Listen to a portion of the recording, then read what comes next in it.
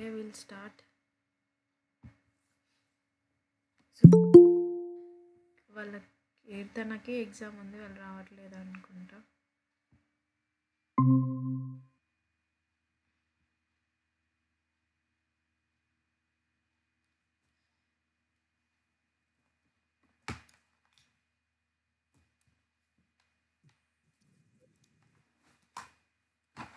So నాకు respiration PDF ఇంకా రాలేదు, ఎక్స్పోర్ట్ అవ్వలేదు. సో రేపు స్టార్ట్ చేద్దాం రెస్పిరేషన్ ఒకటి. ఈరోజు plan growth and development start చేసేద్దాం. ఓకేనా? ఈజీ చాప్టరే. ఇక్కడ హార్మోన్ నుంచి రిపీటెడ్ క్వశ్చన్స్ ఉంటాయి. ఎవ్రీ ఇయర్ ఈ లెసన్ నుండి పక్క క్వశ్చన్ ఉంటుంది. సో అన్నీ జాగ్రత్తగా చూసుకోండి. ఈ లెసన్, ప్రతి లెసన్ ఇంపార్టెంటే. ప్రతి ఒక్కటి ఒక సీక్వెన్స్ నుండి క్వశ్చన్ వస్తూ ఉంటుంది. ఇక్కడ మాత్రం మీకు హార్మోన్స్ నుండి క్వశ్చన్స్ వస్తుంది. ఓకేనా? So plan growth and development. So మనం ప్లాంట్ ఫిజియో స్టార్ట్ చేసినప్పటి నుండి ట్రాన్స్పిరేషన్ అండ్ ఫోటోసింథసిస్ కంప్లీట్ చేసుకున్నాం. అండ్ రెస్పిరేషన్ రేపు అయిపోద్ది. ప్లాంట్ గ్రోత్ అండ్ రెగ్యులేషన్ అని ఎన్సీఆర్టీలో ఉంది, డెవలప్మెంట్ అని టెక్స్ట్ బుక్లో ఉంది. సో నార్మల్గా అయితే ప్లాంట్ గ్రోత్ అండ్ డెవలప్మెంట్. ఓకేనా? ఇక్కడ చాలా ఈజీ క్వశ్చన్సే వస్తాయి, కాకపోతే టాపిక్ అర్థం చేసుకోవాలి. అండ్ గ్రోత్ దగ్గర ఒక క్వశ్చన్ వస్తుంది. కర్వ్స్ ఉంటాయి రెండు. గ్రాఫ్ దగ్గర అంటే రిపీటెడ్ క్వశ్చన్స్, ఇవి స్పాట్స్, ఇవి క్వశ్చన్స్ వచ్చే స్పాట్స్ ఇవి. ఓకే,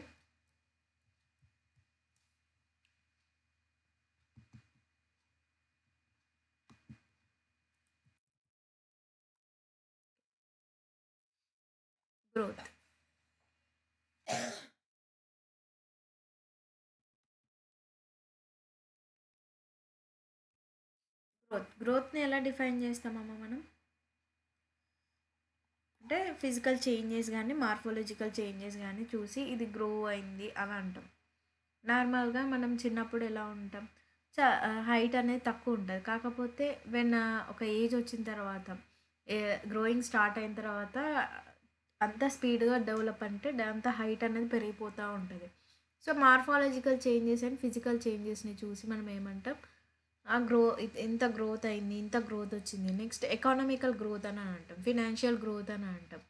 సో అక్కడ గ్రోత్ అనే వర్డ్ ఏంటి అని అంటే పాజిటివ్ రెస్పాన్స్. అది పాజిటివ్ రెస్పాన్స్ ఎక్కడి నుండి, ఒక పాజిటివ్ రెస్పాన్స్ మనకి ఎలా చూపిస్తుంది అని అంటే అది ఇంక్రీజ్ అవ్వడం అనమాట. పాజిటివ్ వేలో అది ఇంక్రీజ్ అవ్వడాన్ని గ్రోత్ అని అంటాం. అంటే యాడ్ ఆన్ అవుతుంది, ఉన్నదానికి ఇంకో కొద్దిగా యాడ్ ఆన్ అయినప్పుడు ఆ గ్రోత్ అనేది కనిపిస్తుంది అన్నమాట.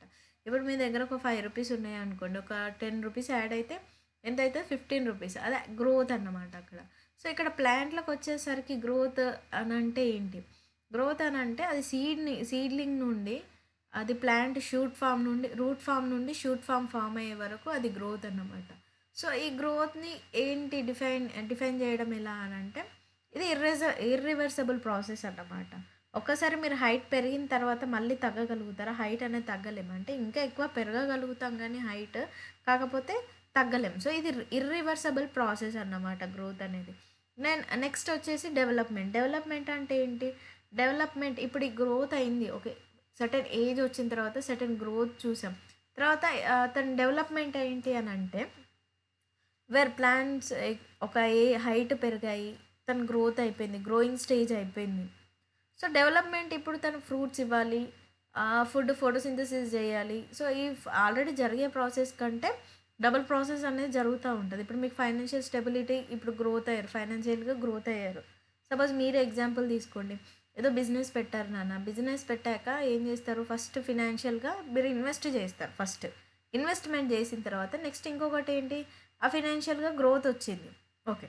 నెక్స్ట్ మీరు డెవలప్ చేసుకోవాలి. అప్పుడు ఏం చేస్తారు? ఇప్పుడు ఏదైనా ఫ్రాంచైజ్ పెట్టారు అనుకోండి, ఏదైనా పెట్టారు అనుకోండి, మీరు ఏదైనా షాప్ కానీ లేదనంటే సపోజ్ ఏదన్నా శారీ సెంటర్ కానీ ఏదన్నా ఒక బ్రాంచ్ అనేది ఓపెన్ చేశారు మీ ఏరియాలో. సో బిజినెస్ కోసం ఒక ఏరియాలో బ్రాంచ్ అనేది ఓపెన్ చేశారు.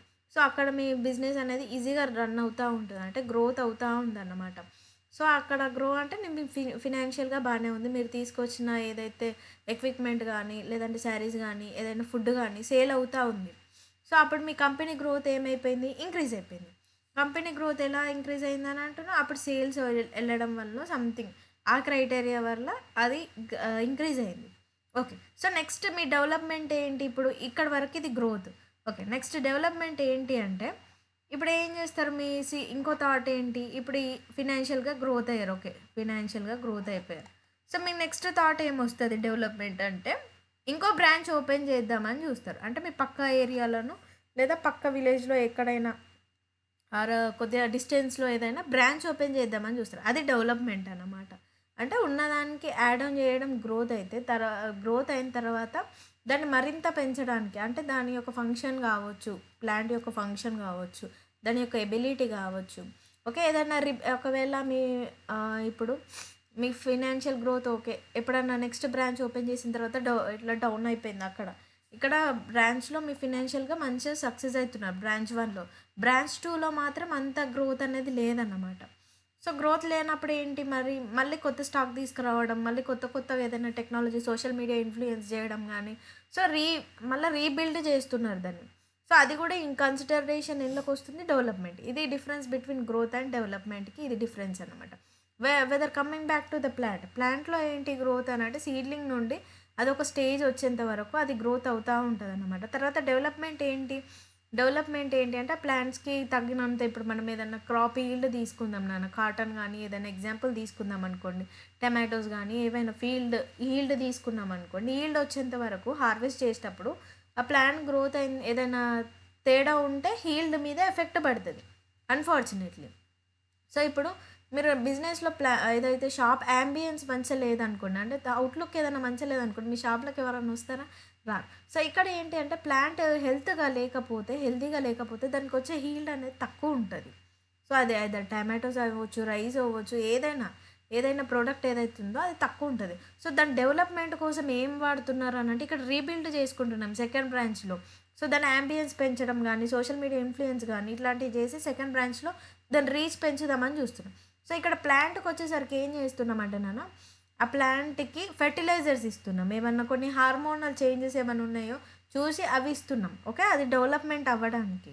సో, అది ఇక్కడ చూడండి గ్రోత్‌కి, డెవలప్‌మెంట్‌కి ఉన్న డిఫరెన్స్ అది. So, okay. నెక్స్ట్ ఇక్కడికొద్దాం. స్లైడ్‌కొద్దాం. All plants are descents of zygote. So, zygote అంటే ఫర్టిలైజ్డ్ ఎగ్. ఇప్పుడు మనమైనా గానీ ఇంత పెద్దగా పెరుగుతున్నామనంటే ఫస్ట్ వచ్చింది సింగిల్ సెల్ నుండే కదా! సో, ప్లాంట్ కూడా ఎక్కడి నుండి వస్తది నాన్న? Formation of zygote. జైగోట్ నుండే అది డివిజన్ అయిపోయి ఫర్టిలైజ్డ్ ఎగ్ ఏదైతే ఉందో దీని తర్వాత డివిజన్ జరిగిన తర్వాతనే అది కూడా జైగోట్ నుండే వస్తుంది. సో, ఇదేంటి మెచ్యూర్ ప్లాంట్‌గా మారుతుంది. జైగోట్ నుండి మెచ్యూర్ ప్లాంట్‌గా మారి తర్వాత డిఫరెన్షియేషన్ చేసి దాని యొక్క రూట్స్, లీవ్స్ మన ఆర్గన్స్ ఎట్లా ఫార్మ్ అయితున్నాయి నాన్న కిడ్నీ, లివర్, హార్ట్ తర్వాత limbs, upper limbs, lower limbs ఇవన్నీ ఫార్మ్ అవుతున్నాయి కదా! ప్లాంట్‌లో కూడా సేమ్ అంతే అన్నమాట. సో, జైగోట్ నుంచి డెవలప్‌మెంట్ చేసి తర్వాత డిఫరెన్షియేషన్ చేసి తర్వాత రూట్స్‌కి, లీవ్స్‌కి, బ్రాంచెస్‌కి ఫ్రూట్స్‌కి, ఫ్లవర్స్‌కి అండ్ సీడ్స్ నెక్స్ట్ జనరేషన్‌కి సీడ్స్‌కి ఇవి కూడా చేసి తర్వాత ఈవెన్చువల్లీ ఏమైపోతాయి నాన్న దే డై. మనం కూడా మన ఏజ్ వచ్చిన తర్వాత ఈవెన్చువల్లీ వి డై అన్నమాట. సో, ఇది జస్ట్ మీకు ఒక ఎగ్జాంపుల్ చూడండి. జైగోట్ తర్వాత 2 సెల్ తర్వాత 8 సెల్ ఎంబ్రియో తర్వాత గ్లోబులర్ ఎంబ్రియో ఫార్మ్ అయిద్ది. తర్వాత హార్ట్ షేప్డ్ ఎంబ్రియో ఫార్మ్ అయిద్ది. తర్వాత ట్రోపియోడ్ ఎంబ్రియో ఫార్మ్ అయిద్ది.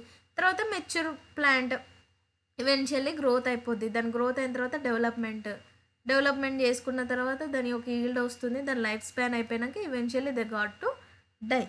ఓకేనా? సో, ఇది. నెక్స్ట్ ప్లాంట్ గ్రోత్ చూద్దాం ఇప్పుడు ఫస్ట్.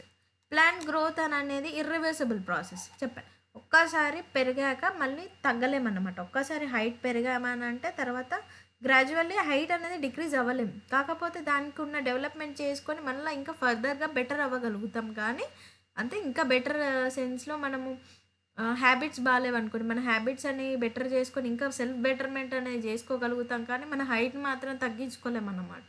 సో, నెక్స్ట్ ఏంటి అడిషనల్‌గా హీల్స్ ఏసుకుంటాం హైట్ కనిపియడానికి గర్ల్స్ అయితే. బాయ్స్ అయితే షూస్ దే మెయింటైన్ అన్నమాట. కాకపోతే హైట్ తగ్గించుకోలేం.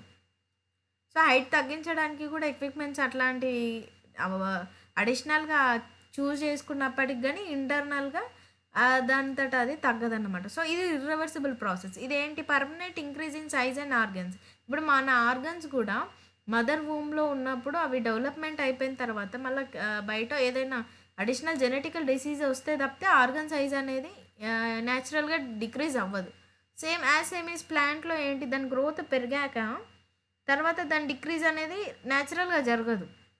సో ఇట్ ఇంక్రీజెస్ పర్మనెంట్‌గా అన్నమాట. అది పర్మనెంట్ అయిపోతదన్నమాట. Permanent increase in size and organ. ఏంటి పార్ట్స్ ఇండివిడ్యువల్ సెల్. ఒక ఇండివిడ్యువల్ సెల్ అనేది డివైడ్ అయిపోయి అంత హైట్ పెరిగిన తర్వాత అది పర్మనెంట్ అయిపోతది. మళ్ళీ బ్యాక్ టు ఇండివిడ్యువల్ సెల్‌కి రాదన్నమాట. నెక్స్ట్ ఏంటి, involves in metabolical process that consume energy. So energy ATP, NADP and ఇంకా ఏవైతే ప్రొడక్ట్స్ ఉంటాయో అడిషనల్ ప్రొడక్ట్స్ అనేవి. So it involves in metabolic అన్నమాట. ఇప్పుడు మనం పెరిగే కొద్దీ మదర్ పాలు నుండి మదర్ మిల్క్ నుండి ఏం చేసుకుంటాం మనం, సెర్లాక్ నుండి ఫుడ్ ఏదైనా మెటబాలికల్గా యాక్టివ్ ఉంచడానికి మన బాడీని ఫుడ్ తీసుకుంటూ ఉంటాం కదా ఎనర్జీ ప్రొడ్యూషన్కి. సో ఇది కూడా అంతే, ప్లాంట్ కూడా కంపేర్ చేసుకుంటే బయట నుండి ఆక్సిజన్ కానీ అదంతా తీసుకొని దాన్ని ప్రాసెస్ చేసుకొని మెటబాలికల్గా యాక్టివ్గా ఉంటుంది అన్నమాట. సో నెక్స్ట్ ఇంకొకటి ఏంటి, జనరల్లీ ఇంటర్మీడియట్. ప్లాంట్ గ్రోత్ అనేది జనరల్గా ఇంటర్మీడియట్ అన్నమాట. ఎందుకు అని అంటే చూడండి, so plant gross continuous through out the life due to presence of meristem. ఇప్పుడు మనలో కంపేర్ చేసుకుందాం. మన హైట్ ఎంత ఏజ్ వరకు పెరుగుద్ది నాన్న? మన హైట్ అనేది సర్టన్ ఏజ్ వరకు వచ్చింది. అదర్ 21, 22 వరకు గ్రాడ్యువల్గా అంతవరకు పెరగరు. బట్ 18, 19 వరకు స్టాప్ అయిపోద్ది. ఇన్ కేస్ ఏమన్నా ఫిజికల్ యాక్టివిటీ కానీ ఏదన్నా జిమ్కి వెళ్ళే వాళ్ళు కానీ, స్కిప్పింగ్ చేసేవాళ్ళు కానీ, అథ్లెట్స్ కానీ ఇలాంటి ఫిజికల్ యాక్టివిటీస్ ఉన్నవారు నార్మల్లీ జనరల్లీ 21, 22 వరకు పెరుగుతూ ఉంటారు అన్నమాట. సో ఆ తర్వాత సర్టన్ ఏజ్ వచ్చిన తర్వాత మన గ్రోత్ అనేది రెస్ట్రిక్ట్ అయిపోద్ది. సో మీరు ఎంత గ్రోత్ ఉన్నారో అంతవరకే ఉండిపోతారు అన్నమాట. సో అది తర్వాత మీరు తగ్గలేరు, పెరగలేరు. ఓకే, ఒక మదర్స్ ఉన్నారా, మన మదర్స్ కానీ మన గ్రాండ్ మదర్స్ కానీ వాళ్ళ హైట్ పెరగడం చూస్తామా, చూడలేము. So they are restricted to their age అనమాట. మన ఏమైనా కానీ మన ఏజ్ వచ్చేంత వరకు రెస్ట్రిక్ట్ అయిపోద్ది. అదే ప్లాంట్స్ అనుకోండి, they throughout the life span అవి గ్రో అవుతూనే ఉంటాయి అన్నమాట. Due to presence of meristematic cells. Meristematic cells అంటే ఏంటి, దే ర్యాపిడ్ డివిజన్ చేస్తూ ఉంటాయి అన్నమాట. అవి ర్యాపిడ్ డివిజన్ చేస్తూ అది కంటిన్యూస్ డివిజన్ చేస్తూ ఉంటుంది. అవసరమైన టైంలో దాన్ని డివిజన్ చేస్తూ అది పెరుగుతూ ఉంటుంది అన్నమాట. సో అది ఎందుకు లైఫ్ ఇది అసెషన్ రీజన్లో అడిగారు నాన్న, ప్లాంట్ గ్రోత్ ఎందుకు త్రూ అవుట్ ద లైఫ్ ఉంటుంది అని అంటే రీజన్ వచ్చేసి ప్రజెన్స్ ఆఫ్ మెరిస్టమాటిక్ సెల్స్ అన్నమాట.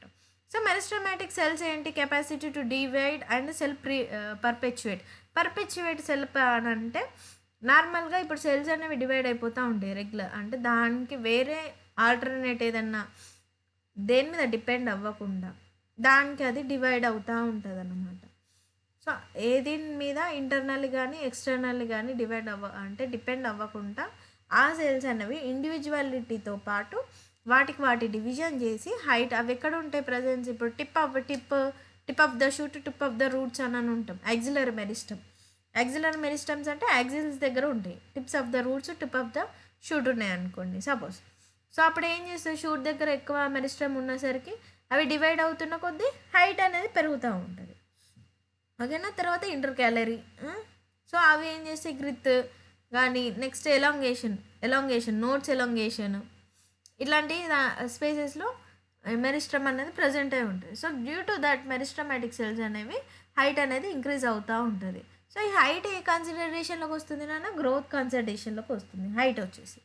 సో తర్వాత growing new cells. So new cells అనేవి మళ్ళీ యాడ్ చేస్తున్నాయి ప్లాంట్ బాడీకి. సో అప్పుడు ఏమైంది, open form of the growth. ఇవైతే సెల్స్ డివైడ్ అయ్యి న్యూ సెల్స్ ఫామ్ చేస్తున్నాయి అంటే నెక్స్ట్ అవి హైట్ కానీ పెంచుతున్నాయి అన్నమాట. అంటే ఇప్పుడు మన బాడీలో ఉన్న స్పేస్లో ఒక సెల్ ఉంది, ఇంకో సెల్ వచ్చింది అని అంటే ఇంకో స్పేస్ క్రియేట్ అయినట్టే కదా, దానికి ఎన్లార్జ్మెంట్ అయినట్టే కదా. సో అక్కడనే సేమ్ యాజ్ ఇన్ ప్లాంట్స్లో ఒక సెల్ నుంచి ఇంకో కొద్ది సెల్స్ అనేవి యాడ్ అవుతున్నాయి. ఇప్పుడు ఉన్న సెల్స్ పోయి ఇంకో 50 సెల్స్ కొత్త వచ్చినాయి అని అంటే సో అక్కడ స్పేస్ క్రియేట్ అయిపోయి హైట్ గ్రో అవుతుంది ప్లాంట్ అనేది. సో అది నెక్స్ట్ ఇది 2 టైప్స్లో ఉన్నాయి గ్రోత్ అనేది చూడండి. ఒకటి primary growth and secondary growth అనొచ్చు. ఈ జనరల్లీ సెకండ్ గ్రోత్ ఎక్కడ ఉంటుంది అని అంటే నాన్న జిమ్నోస్పర్మ్స్ అండ్ డైకోట్స్లో చూస్తామన్నమాట. ప్రైమరీ గ్రోత్ ఏంటి, due to apical meristem and shoot meristem వల్ల ప్రైమరీ ఎలాంగేషన్ అనేది జరుగుతుంది అన్నమాట. Apical meristem and shoot meristems ఎక్కడ ఉంటాయని అంటే tips of the roots and tip of the shoot system. So ఇక్కడ ఈ ప్లేస్లో కానీ ఇక్కడ కానీ చూడండి, ఇక్కడ రెడ్ రెడ్ కలర్లో ఉంది.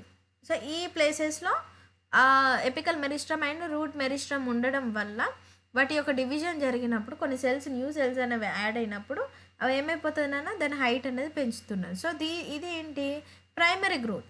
అండ్ సెకండరీ గ్రోత్ వచ్చేసి ఏంటి అని అంటే in lateral meristems and vascular cambium cork cambium ఇవేంటి అని అంటే గ్రిత్ ఇంక్రీజ్ చేస్తాయి అన్నమాట. సో ఇంటర్ క్యాలరీ వచ్చేసి ఇక్కడ గ్రిత్ ఇగో చూడండి, ఇంటర్ క్యాలరీ వచ్చేసి నోడ్ అలాంగేషన్ చేస్తే లాటరల్ మెరిస్ట్రమ్ వచ్చేసి గ్రిత్ ఇంక్రీజ్ చేస్తుంది. గ్రిత్ ఇంక్రీజ్ చేయడం అని అంటే విడ్త్ ఏదైతే ఉందో నాన్న ప్లాంట్ యొక్క కొన్ని ట్రీస్ ఏంటంటే సన్నగా ఉంటాయి. ఫస్ట్ షూట్ చిన్నప్పుడు చూడండి అవి సన్నగా ఉంటాయి. ఎట్లయితే పెద్దగా అయితే ఉంటాయో అవి గ్రో అయిన కొద్దీ వాటి యొక్క బార్క్ ఏదైతే ఉంటుందో ఇట్లా ఆ స్టెమ్ అనేది ఏదైతే ఉంటుందో ఇంత గ్రిత్ వరకు ఇంక్రీజ్ అవుతూ ఉంటుంది అనమాట. ఇదేంటి సెకండరీ గ్రోత్ నాన్న. అంటే ప్రైమరీ గ్రోత్ వచ్చేసి హైట్ అయితే సెకండరీ గ్రోత్ అనేది గ్రిత్లో ఇంక్రీజ్ అయిపోతుంది. సో ఇవి ఎక్కడ జరుగుతున్నాయి అని అంటే ఈ జిమ్నోస్పర్మ్స్ అండ్ డైకాట్స్లో జరుగుతున్నాయి అన్నమాట. వీటి యొక్క ఎగ్జాంపుల్స్ ఏంటి అంటే వాస్కులర్ కేంబియం అండ్ కోకేంబియం. ఓకేనా. వాస్కులర్ కేంబియం అంటే ఇది ఇక్కడ జైలంకి ఫ్లోయంకి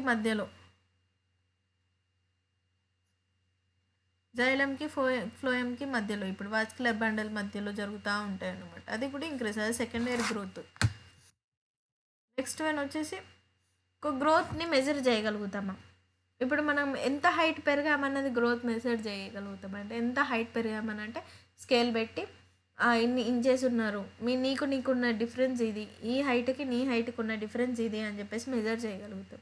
కాకపోతే కంప్లీట్ ఎంత గ్రోత్ పెరిగావు అని చెప్పేసి మెజర్ చేయగలుగుతాం అని అంటే మళ్ళీ on basis of measurement of scale మీదనే చేయగలుగుతాం. సో అనదర్ కొన్ని ప్లాంట్లో వచ్చేసరికి హైట్ క్రైటీరియా కాకుండా కొన్ని క్రైటీరియాస్ తీసుకున్నాం. Like cell number, cell size and length and surface area కూడా కొన్ని క్రైటీరియాస్ తీసుకొని వాటి బేసిస్ మీద కూడా సెల్ గ్రోత్ అనేది అంటే ప్లాంట్ గ్రోత్ అనేది కూడా డిఫైన్ చేయగలుగుతున్నాం అనమాట. సో చూడండి కొన్ని ఇంక్రీజెస్ అని జరుగుతాయి. చూడండి అమౌంట్ ఆఫ్ ప్రోటోప్లాజం ఇంక్రీజ్ అవ్వడం వల్ల ఈ సెల్ నెంబర్ కానీ సెల్ సైజ్ కానీ లెంత్ కానీ ఇలాంటివి ఇంక్రీజ్ జరుగుతుంది అనమాట. సో ఇంక్రీజింగ్ ప్రోటోప్లాజంని ఒకవేళ ఇంక్రీజింగ్ ప్రోటోప్లాజం ఎంత ఇంక్రీజ్ అయిందా అని చెప్పేసి మనం అంటే లైక్ మెజర్ చేయడం కష్టం. అంటే డైరెక్ట్గా మెజర్ చేయలేం ఎంత ప్రోటోప్లాజం అనేది ఇంక్రీజ్ అయిందని చెప్పేసి మనం డైరెక్ట్ మెజర్మెంట్ చేయలేం. సెల్ సైజ్ని కూడా సేమ్ అంతే కదా. ఇప్పుడు వాటర్ మిలన్ కూడా అలా చాలా పెద్ద అమౌంట్ ఆఫ్ ప్రోటోప్లాజం అని అంటే మనం చూస్తే బయట ఎన్ని సెల్స్ ఉన్నాయో చెప్పలేం. అండర్ మైక్రోస్కోప్స్ చూడగలుగుతాం. దాంట్లో మైక్రోస్కోప్లో ఒక్క సెల్లో ఎంత ప్రోటోప్లాజం ఇంక్రీజ్ అయిందని చెప్పి ఒక్కొక్క సెల్కి మనం డైరెక్ట్గా కొలవలేము. సో జస్ట్ కన్సిడరేషన్లో తీసుకొని కొన్ని లైక్ ఎట్లా అంటే వాటిని పారామీటర్స్తోని చూస్తాం. లైక్ ఫ్రెష్ వెయిట్ ఎంత, డ్రై వెయిట్ ఎంత, లెంత్ ఎంత, ఏరియా ఎంత, వాల్యూమ్ ఎంత, సెల్ నెంబర్ ఎంత. సో ఈ పారామీటర్స్ మీద మనం గ్రోత్ అనేది డిఫైన్ చేయగలుగుతాం అన్నమాట. ఇప్పుడు ఫ్రెష్ వెయిట్ అని అంటే ఇప్పుడు పచ్చిగా ఉన్నప్పుడు ప్లాంట్స్లో కానీ ఆకుకూరలు కానీ పచ్చిగా ఉన్నప్పుడు అవి చూడం. డ్రై వెయిట్ అని అంటే అమౌంట్ ఆఫ్ వాటర్ అనేది డ్రై అయిపోయిన తర్వాత ఆ ప్లాంట్లో ఉన్న అమౌంట్ ఏదైతే లీఫ్ వెజిటేబుల్స్లో కానీ అమౌంట్ ఆఫ్ వాటర్ అనేది డ్రైవ్డ్ అవుట్ అయిన తర్వాత వచ్చే వెయిట్ వచ్చేసి డ్రై వెయిట్. లెంత్ అంటే ఆ ఫ్రూట్ కావచ్చు, ఆకుకూర లెంత్ కావచ్చు, ప్లాంట్ లెంత్ అయినా, ఏరియా, వాల్యూమ్ కానీ సెల్ నెంబర్ మీద వీటి మీద బేసిస్ తీసుకుంటాం. వీటి కొన్ని ఎగ్జాంపుల్స్ ఏంటి అంటే సెల్ నెంబర్. ఇప్పుడు మేజ్ రూట్ ఉందనుకోండి, apical meristem produce more than 17,500 new cells per hour అన్నమాట. పర్ అవర్కి 17,500 న్యూ సెల్స్ ఎన్ని సెల్స్ చేస్తుంది. మీరు రీల్స్కు స్క్రోల్ చేసే టైంలో ఎన్ని సెల్స్ ప్రొడ్యూస్ చేస్తుంది మేజ్ రూట్ ఎపికల్ మెరిస్టమ్ 17,500 సెల్స్ని ప్రొడ్యూస్ చేస్తుంది. సో మనకు టైం ఏర్పడదు అనమాట రీల్స్ స్క్రోల్ చేస్తూ ఉంటాయి, కానీ అక్కడ దానిపైన అది చేసుకుంటూ ఉన్నది. సో నెక్స్ట్ వన్ వచ్చేసి సెల్ సైజ్లో ఏంటి, water melon and can increase up to size. దాని సైజ్ ఇప్పుడు చిన్న వాటర్ మిలన్, పెద్ద వాటర్ మిలన్. మీరు వాటర్ మిలన్ కొనడానికి వెళ్ళినప్పుడు చూడండి నాన్న, different sizes of water melons ఉంటాయి. అన్నీ సిమిలర్ సైజెస్ ఉంటాయా, ఉండవు. సో వాటి యొక్క సైజ్ అనేవి డిపెండింగ్ అపాన్ ప్రోటోప్లాజం ఎట్లా అయితే ఒక్కొక్క సెల్లో ఎట్లా ఇంక్రీజ్ అయిపోతూ ఉంటాయో సైజ్ అనేది అంత ఇంక్రీజ్ అవుతూ ఉంటుంది అనమాట. ఇప్పుడు ప్రోటోప్లాజం ఇప్పుడు సెల్ ఉంది నాన్న, ఈ సెల్లో ఉన్న ప్రోటోప్లాజం ఇంక్రీజ్ అయితే సెల్ సైజ్ కూడా ఇంక్రీజ్ అయిపోద్ది కదా. సో అలా సో అప్పుడు వాటర్ మిలన్ సైజ్ ఆటోమేటికల్లీ అన్ని సెల్ సైజ్ ఇంక్రీజ్ అయింది అని అంటే వాటర్ మిలన్ సైజ్ కూడా ఇంక్రీజ్ అయిపోతుంది. సో అది ఎన్ని టైమ్స్ వరకు చూడండి, 3,50,000 టైమ్స్ సైజ్ని ఇంక్రీజ్ చేయగలుగుతాడు అన్నమాట. సో నెక్స్ట్ లెంత్ వచ్చేసి pollen tube, growth of pollen tube. Pollen tube ఎంతవరకు గ్రో చేయగలుగుతుంది? ఇప్పుడు నన్న పొలెన్ ట్యూబ్ అని అంటే ఇప్పుడు లైక్ గైనీషియంలో ట్యూబ్ ఏదైతే ఉంటుందో నాన్న, పొలెన్ ట్యూబ్ ఏదైతే పాసేజ్ ఆఫ్ ట్యూబ్ అని ఉంటుందో నాన్న, ఇప్పుడు పొలెన్ గ్రెయిన్ని క్యాప్చర్ చేసుకోలేం. లైక్ ఇప్పుడు విండ్ పాలినేషన్ అవ్వచ్చు. విండ్ పాలినేషన్ అయినప్పుడు నంబర్ ఆఫ్ పొలెన్స్ అనేవి గాల్లో వెళ్తూ ఉంటాయి అన్నమాట. అది క్యాప్చర్ చేసుకోవాలంటే దీని హైట్ పెంచుకోవాలి, నెంబర్ 1. నెంబర్ 2 వచ్చేసి ఏజెంట్స్ ఇన్సెక్ట్గా ఉన్నప్పుడు ఏజెంట్గా ఉన్నప్పుడు ఏమైపోద్ది అంటేనా,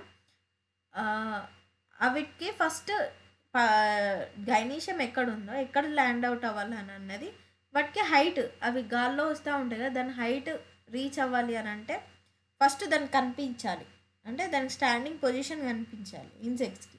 సో అప్పుడు ఇది రీజన్ నెంబర్ 2, ఆ పొలెన్ ట్యూబ్ హైట్ ఇంక్రీజ్ చేసుకోవడానికి.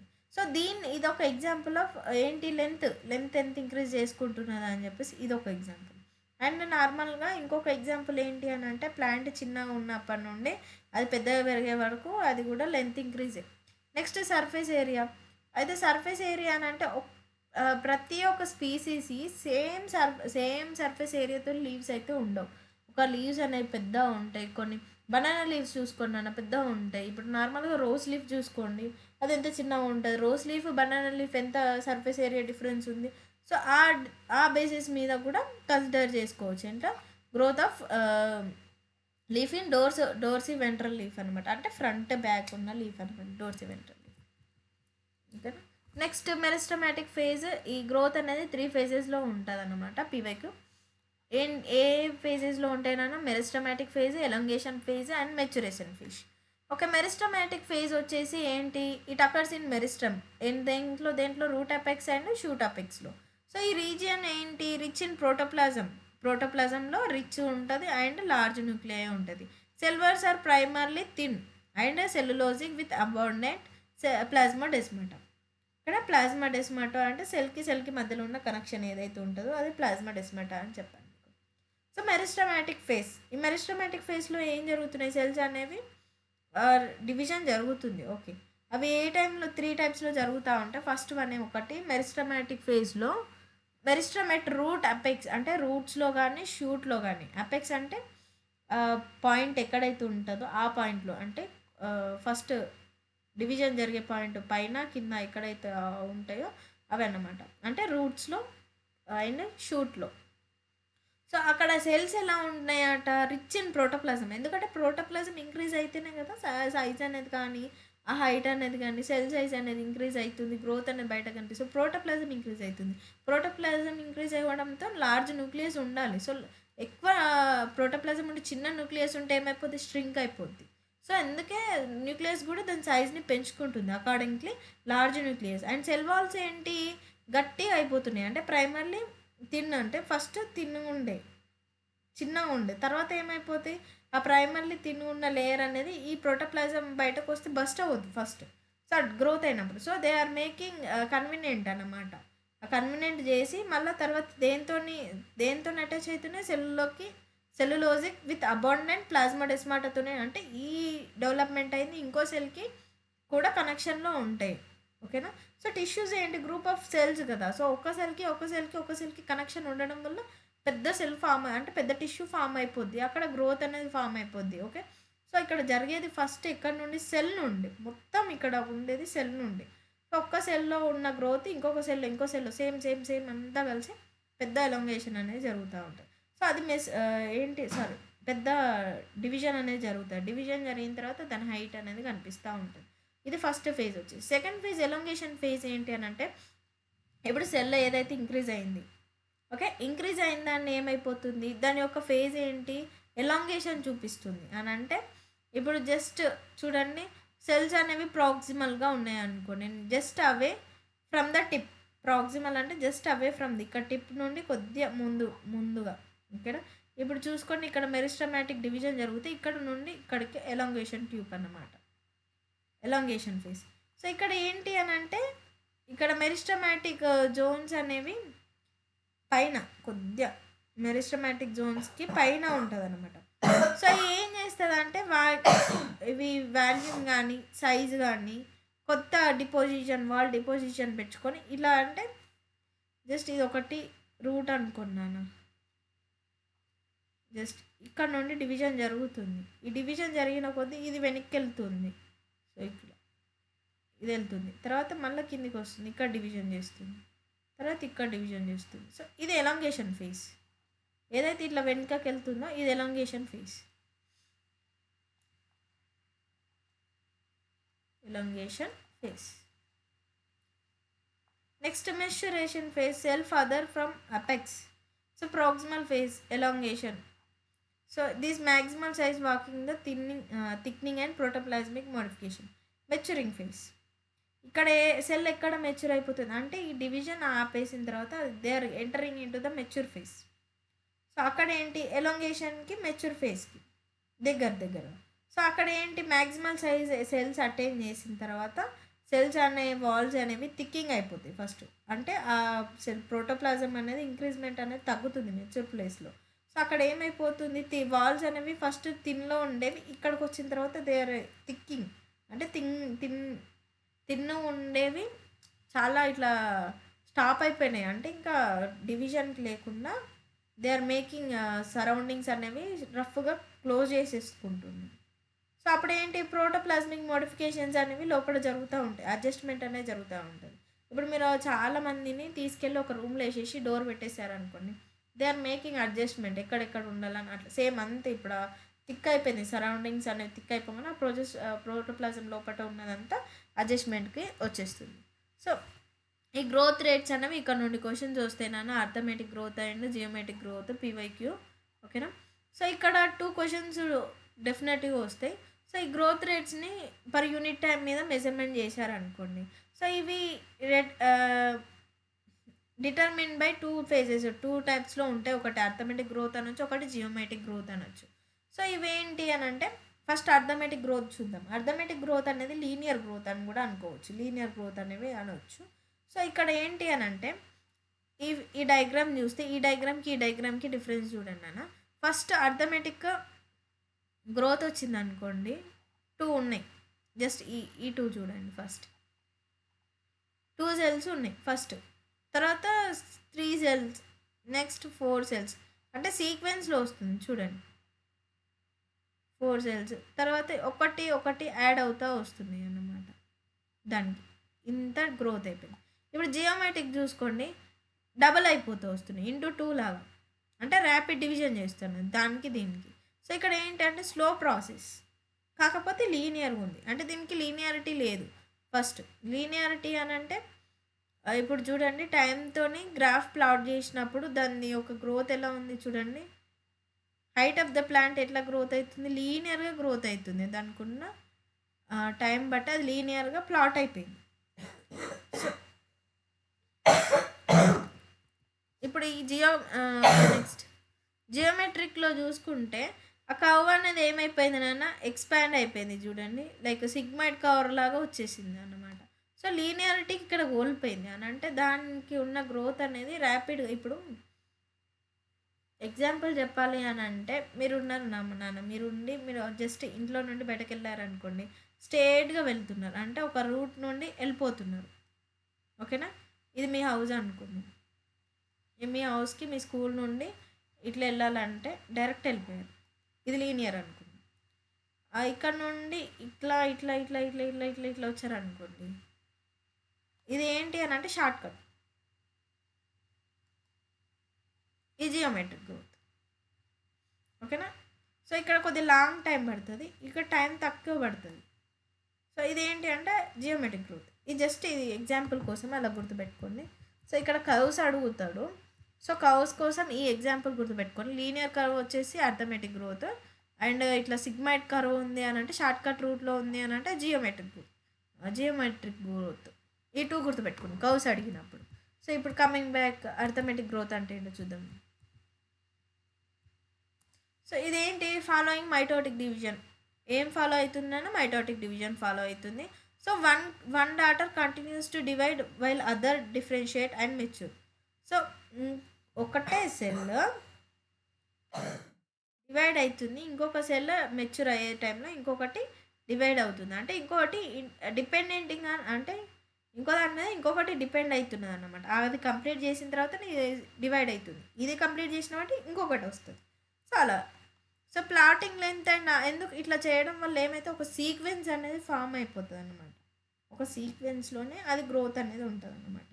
సో ఈ length of the organ against టైమ్గా ప్లాట్ చేస్తే మనకు వచ్చేది ఏంటి, లీనియర్ కర్వ్ అనేది వస్తుంది అన్నమాట. ఇది క్వశ్చన్ వస్తుంది ఖచ్చితంగా, చూడండి. నెక్స్ట్ వచ్చేసి మ్యాథమెటికల్గా ఇట్లా ఎక్స్ప్రెస్ చేయడం ఎలా అని అంటే చూడండి, దీనికి పర్ యూనిట్ టైం తీసుకున్నాను నేను, ఓకేనా. It is increased per unit time తీసుకుంటే సో అప్పుడు ఏంటి, ఎల్టీ లెంత్ ఒక time, L0 at time 0 plus RT. So RT అంటే ఏంటి, గ్రోత్ రేట్ ఎంత, elongation per unit time. So ఇవి కూడా అడుగుతాడు చూసుకోండి, ఓకేనా. ఏంటి, LT equals to L0 plus RT. So LT ఏంటి, టైం ఎట్ టైం టీ దగ్గర లెంత్ ఎంత ఉంది, L0 ఎట్ టైం 0 దగ్గర లెంత్ ఎంత ఉంది. ఆర్ అంటే ఏంటి, growth rate and elongation per unit time. ఇక్కడ టీ అంటే టీ ఏంటి, టైం, ఓకేనా. ఇది లెంత్ ఎట్ టైం, ఎల్టీ అనేది length at time, only T అనేది టైం. సో ఇది అర్థమెటిక్. నెక్స్ట్ జియోమెట్రిక్ వెళ్దాం.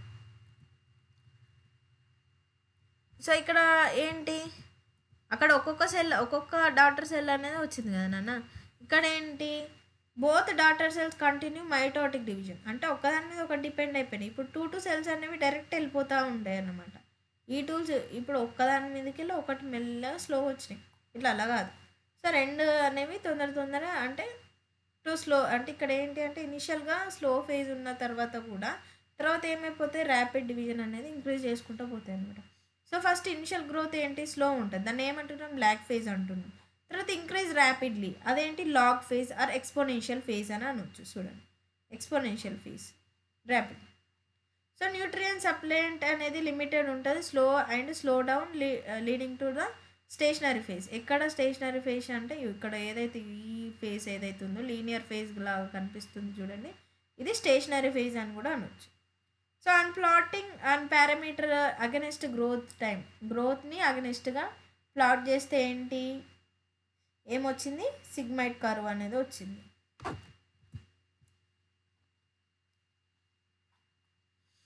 సో చూడండి, ఈ కర్వ్ అడిగారు చూడండి, సిగ్మాయిడ్ కర్వ్, లీనియర్ కర్వ్ అనేది గుర్తుపెట్టుకోండి ఏది దేనికని. సో ఇక్కడ సిగ్మాయిడ్ క్యారెక్టరిస్టిక్స్ ఏంటి అని అంటే న్యాచురల్ ఎన్వైర్న్మెంట్ గ్రోయింగ్ ఏంటి, తర్వాత typical cells, tissues and organs of plant గురించి. సో ఇక్కడ మ్యాథమెటికల్ ఎక్స్ప్రెషన్ చూసుకుంటే నార్మల్గా W1 equals to W0 ERT. ఇక్కడ సింబల్ చూసుకోండి, ఇక్కడ ప్లస్ వచ్చింది, అక్కడ రాలేదు.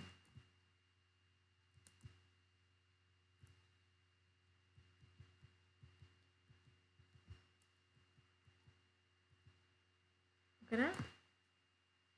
W1 ఫైనల్ సైజ్, అది ఫైనల్ సైజ్ ఏంటి, W0 initial size or beginning of the period. So first weight, height, number అన్నీ కలుపుకొని, సైజ్ అంటే ఓన్లీ సైజ్ కాదు, దాంట్లో వెయిట్ వస్తుంది, హైట్ వస్తుంది అండ్ నంబర్ ఎక్సెట్రా ఏదైనా అవ్వచ్చు. నెక్స్ట్ ఆర్ అనేది గ్రోత్ రేట్, తర్వాత హియర్ రిలేటివ్ గ్రోత్ రేట్ అడుగుతున్నారు అంతే. మళ్ళీ గ్రోత్ రేట్, మళ్ళీ టైమ్ ఆఫ్ గ్రోత్ ఎంత, ఆర్. ఈ అంటే న్యాచురల్ లాగ్రిథమ్స్ ఏవైతే ఉంటాయో ఆ బేస్ ఒకటి అంతే.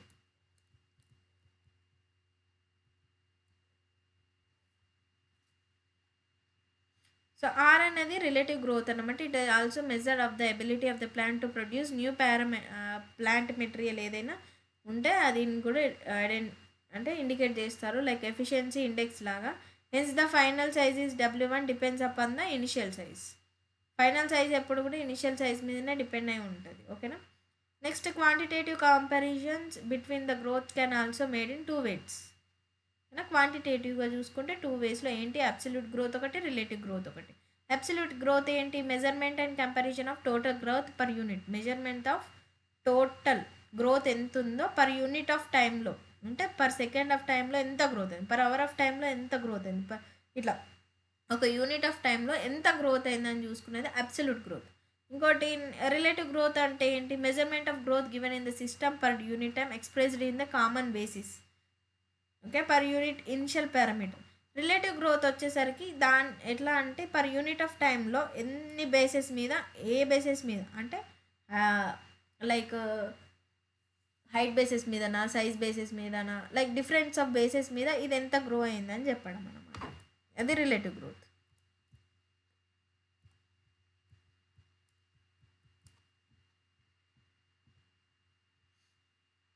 ఓకే, ఎసెన్షియల్ ఎలిమెంట్స్ ఏంటి ఫర్ గ్రోత్కి అని అంటే water, oxygen, nutrients, temperature, light and gravity. So water ఏంటి, సెల్ ఎన్లార్జ్మెంట్ అంటే టర్జిడిటీ మీరు చూసారు, టర్జిడిటీ, ప్లాస్మోలైసిస్. ఓకేనా.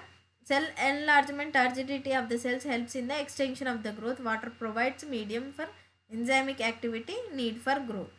ఓకేనా. ఇది ఎసెన్షియల్ ఎలిమెంట్స్ అని అంటే మళ్ళీ పొటాషియము, సోడియము, నైట్రోజన్ అవి తీసుకురావద్దు ఇక్కడ. జస్ట్ ఎలిమెంట్స్ ఏవైతే ఉన్నాయో అంటే న్యాచురల్ ఎలిమెంట్స్ ఏవైతే యూజ్ అవుతాయో గ్రోత్కి అట్లాంటివి అనమాట. సో లైక్ న్యూట్రియంట్స్ కూడా ఉన్నాయి ఇక్కడ చూడండి, అవేంటి మైక్రో న్యూట్రియంట్స్ అవి కూడా ఉన్నాయి. కాకపోతే నార్మల్గా వాటర్ అని అంటే జస్ట్ ఎంటైర్ టోటల్ ఎలిమెంట్స్ అంటే ఓన్లీ ఇది ఒకటే రాదు, మిగతా ఇవన్నీ వస్తాయి. ఓకేనా. సో వాటర్ ఒకటి. నెక్స్ట్ ఆక్సిజన్ ఏంటి, metabolic energy for growth. So carbon dioxide కావాలి కదా మేడం ఆక్సిజన్ అని అంటే, ప్లాంట్స్ ఆల్సో రెస్పిరేషన్ ఆక్సిజన్ అనేది కూడా తీసుకుంటుంది ఆక్సిజన్తో పాటు. ఎందుకంటే దాని కేపబిలిటీ అనేది దాని ఆస్మో రెగ్యులేటరీ అనేది ప్రాసెస్లో బ్యాలెన్స్డ్ ఉంచడానికి. ఇప్పుడు మన బాడీలో కార్బన్ డైఆక్సైడ్ ఆక్సిజన్ లెవెల్స్ అనేవి కరెక్ట్గా ఉంటేనే మన బాడీ ఫంక్షనింగ్ ఉంటుంది. సేమ్ అక్కడ కూడా ఇప్పుడు మనకు ఓన్లీ ఆక్సిజన్ కావాలి కదా, కార్బన్ డైఆక్సైడ్ మొత్తం అవసరం లేదు కదా అని మొత్తం కార్బన్ డైఆక్సైడ్ తీసేస్తే ఏమైపోద్ది, కార్బన్ డైఆక్సైడ్ లెవెల్స్ పడిపోవు. సేమ్ అట్లనే ఆక్సిజన్ అండ్ కార్బన్ డైఆక్సైడ్ దానికి కూడా సీక్వెన్స్లో కావాలి. సో ఆక్సిజన్ అనేది కూడా ఒక essential element for condition of growth అనమాట. నెక్స్ట్ న్యూట్రియన్స్ ఏవి, micro elements need for the synthesis of protoplasm and source of energy. ఓకేనా. నెక్స్ట్ టెంపరేచర్, ఆప్టిమమ్ టెంపరేచర్ ఉండాలి గ్రోత్కి మ్యాక్సిమంకి. తర్వాత deviation range could be determiner for it's survival. ఎక్కువైనా తక్కువైనా దాని సర్వైవల్కి కష్టం అనమాట. ఆప్టిమమ్ టెంపరేచర్ ఏదైతే ఉందో రెసిస్టింగ్ పవర్ వరకు ఉండాలి. తర్వాత light and gravity effect certain faces such as stages of growth. అంటే గ్రావిటీ ఏంటి మేడం అని అంటే ఇప్పుడు వాటర్ ప్లాంట్స్ ఉంటాయి నాన్న, వాటర్ ప్లాంట్స్లో ఏంటి అని అంటే అవి గ్రావిటీకి అగెనెస్ట్గా ఫ్లోట్ అవుతూ ఉంటాయి అన్నమాట, స్ట్రింక్ అవ్వకుండా. సో ఆ టైంలో వాటికి ఇది ఒక గ్రోత్లో హెల్ప్ అయ్యే ఎలిమెంట్ అనమాట గ్రావిటీ కూడా. సో అంటే అంత హైట్ అయితే పెరగలేవు కదా, వాటర్ని తట్టుకొని బయటకు వచ్చి పెరగలేవు కదా. So they are floating some plants అనేవి, ఆల్గల్స్ కానీ ఇవి ఏంటంటే ఫ్లోటింగ్ ప్లాంట్స్లో ఉన్నప్పుడు ఇది లైక్ వాటి రూట్స్ యొక్క గ్రోత్ అనేవి అంత సపోర్ట్ సిస్టమ్ ఉంటాయి అన్నమాట గ్రావిటీతో పాటు. ఆ రూట్స్ అనేవి సపోర్ట్ చేసినప్పుడే ఆ ప్లాంట్స్ అనేవి వాటర్ అవుట్స్ వచ్చి పెరుగుతూ ఉంటాయి అన్నమాట. లోటస్ కానీ చూస్తూ ఉంటారు కదా అవి. సో నెక్స్ట్ వన్ ఏంటి, just most confusing topic and easiest topic. Confusing అలాగే ఈజియెస్ట్ టాపిక్ అన్నమాట. జస్ట్ మీకు టెక్స్ట్ బుక్కి సంబంధం లేకుండా మీకు ఒక ఎగ్జాంపుల్ చెప్తాను, జస్ట్ ఆ బేసిస్ మీద ఆ కాన్సెప్ట్ మీద మీరు గుర్తుపెట్టుకోండి సరిపోతుంది. డిఫరెన్షియేషన్, డీడిఫరెన్షియేషన్, రీడిఫరెన్షియేషన్. ఓకేనా. డిఫరెన్షియేషన్ అంటే ఏంటి, డీడిఫరెన్షియేషన్ అంటే ఏంటి, రీడిఫరెన్షియేషన్ అంటే ఏంటి. మన స్కిన్ ఉందిరా, ఫస్ట్ స్కిన్ లానే ఉందా, లేదు. సో ఫస్ట్ ఏంటి, సెల్స్ అనేవి డివైడ్ అయినాయి, సెల్స్ డివైడ్ ఏమైపోయినాయి, డివిజన్ చేసి స్కిన్ ఫామ్ అయింది. సో స్కిన్ ఫామ్ అయిన తర్వాత మళ్ళీ డివిజన్ చేస్తుందా, చేయట్లేదు. సో సో ఫస్ట్ సెల్స్ అనేవి డివైడ్ అయినాయి, సెల్స్ డివైడ్ అయిపోయి స్కిన్ ఫామ్ అయింది. సో ఇది డిఫరెన్షియేషన్. అంటే సెల్స్ అనేవి డివైడ్ అవుతూ వచ్చి మెచ్యూర్ స్టేజ్కి వచ్చిన తర్వాత ఆగిపోయింది. సో ఇది డిఫరెన్షియేషన్, గుర్తుంచుకో. ఫస్ట్ డిఫరెన్షియేషన్ ఏంటి, సెల్స్ ఉన్నాయి, మనం చిన్న ఉన్నప్పుడు స్కిన్ అనేది ఫామ్ కాలేనప్పుడు ఏమైంది, సెల్స్ అనేవి డివైడ్ అయిపోయి స్కిన్ ఫామ్ చేసి ఆ స్కిన్ ఫామ్ అయిన తర్వాత సెల్ డివిజన్ అనేది ఆగిపోయింది. ఇది డిఫరెన్షియేషన్. నెక్స్ట్ డిఫరెన్షియేషన్కి వద్దాం. డిఫరెన్షియేషన్ అంటే ఏంటి అంటే, ఇప్పుడు మన నార్మల్గా ఏదైనా కట్ జరిగింది అనుకోండి, అంటే ఇంజురీ అయింది అనుకోండి, ఏదైనా ఇంజురీ అయినప్పుడు ఏంటి, మళ్ళీ అది హీలింగ్ అవుతూ ఉంటుంది. వేరే మళ్ళీ ఆ సెల్స్ అనేవి ఏవైతే జీనాట్లోకి వెళ్ళిపోయినాయో ఆ సెల్స్ అనేవి మళ్ళీ వచ్చి ఇక్కడ మళ్ళీ సెల్ డివిజన్ జరిగింది. సెల్ డివిజన్ జరిగి మళ్ళీ న్యూ స్కిన్, అంటే స్కిన్ లేకున్నా కానీ లైక్ ఆ క్లోజ్ చేసే పార్ట్ ఏదైతే ఉంటుందో ఆ పని అవి చేసుకుంటూ ఉంటాయి. చేసుకున్న తర్వాత ఏంటన్నా, చేసిన తర్వాత ఏమైపోద్ది, అవి డిఫరెన్షియేషన్ అయిపోయింది కదా, ఇది డిఫరెన్షియేషన్. మళ్ళీ డిఫరెన్షియేషన్ జరుగుతుంది ఇక్కడ. ఆ సెల్స్ ఏదైతే డిఫరెన్షియేట్ అవుతుందో అది డిఫరెన్షియేషన్. ఓకేనా, డిఫరెన్షియేషన్. మళ్ళీ రీడిఫరెన్షియేషన్కి వద్దాం. ఇప్పుడు ఆ సెల్స్ అనేవి డిఫరెన్షియేట్ అయిపోయినాయి, మళ్ళీ ఆగిపోయినాయి. ఆగిపోయిన తర్వాత సో ఇప్పుడు మళ్ళీ ఏంటి, ఇక్కడ ఒక లేయర్ ఏదైనా మనకు వైట్ లేయర్ లాంటిది వస్తుంది. ఫస్ట్ దెబ్బ తగిలిన తర్వాత వైట్ లేయర్ వచ్చి తర్వాత కంప్లీట్ లేయర్ అనేది పైకి వెళ్ళి వస్తుంది కదా, లేదంటే ఏదైనా ఓండ్ ఫామ్ అయింది ఫస్ట్, అది డిఫరెన్షియేషన్. ఓండ్ ఫామ్ అయింది తర్వాత స్కిన్ వస్తుంది కదా, స్కిన్ వచ్చినప్పుడు మళ్ళీ డిఫరెన్షియేషనే వస్తుంది. మళ్ళీ వేరే సెల్స్ అనేవి మళ్ళీ ఫామ్ అయ్యి మళ్ళీ ఆ స్టేజ్కి ఆగిపోతాయి అన్నమాట. సో అది differentiation. Differentiation, differentiation, redifferentiation. Differentiation వచ్చేసి ఏంటంటే సెల్స్ అనేవి డివైడ్ అయిపోయి ఒక స్టేజ్లో ఆగిపోతాయి. రీడిఫరెన్షియేషన్ ఏంటి, ఇంజూరీ అయినప్పుడు మళ్ళీ వచ్చి ఆ సెల్స్ అనేవి డివైడ్ అయిపోయి మళ్ళీ ఆగిపోతాయి. డిఫరెన్షియేషన్ ఏంటి, అక్కడ ఏవైతే సెల్స్ అనేవి డిఫరెన్షియేషన్ జరిగినాయో డిఫరెన్షియేషన్లో మళ్ళీ ఆ సెల్స్ ఇంకో అంటే పర్మనెంట్గా పర్మనెంట్గా డిఫరెన్షియేషన్ చేసి మళ్ళీ స్టాప్ చేస్తాయి.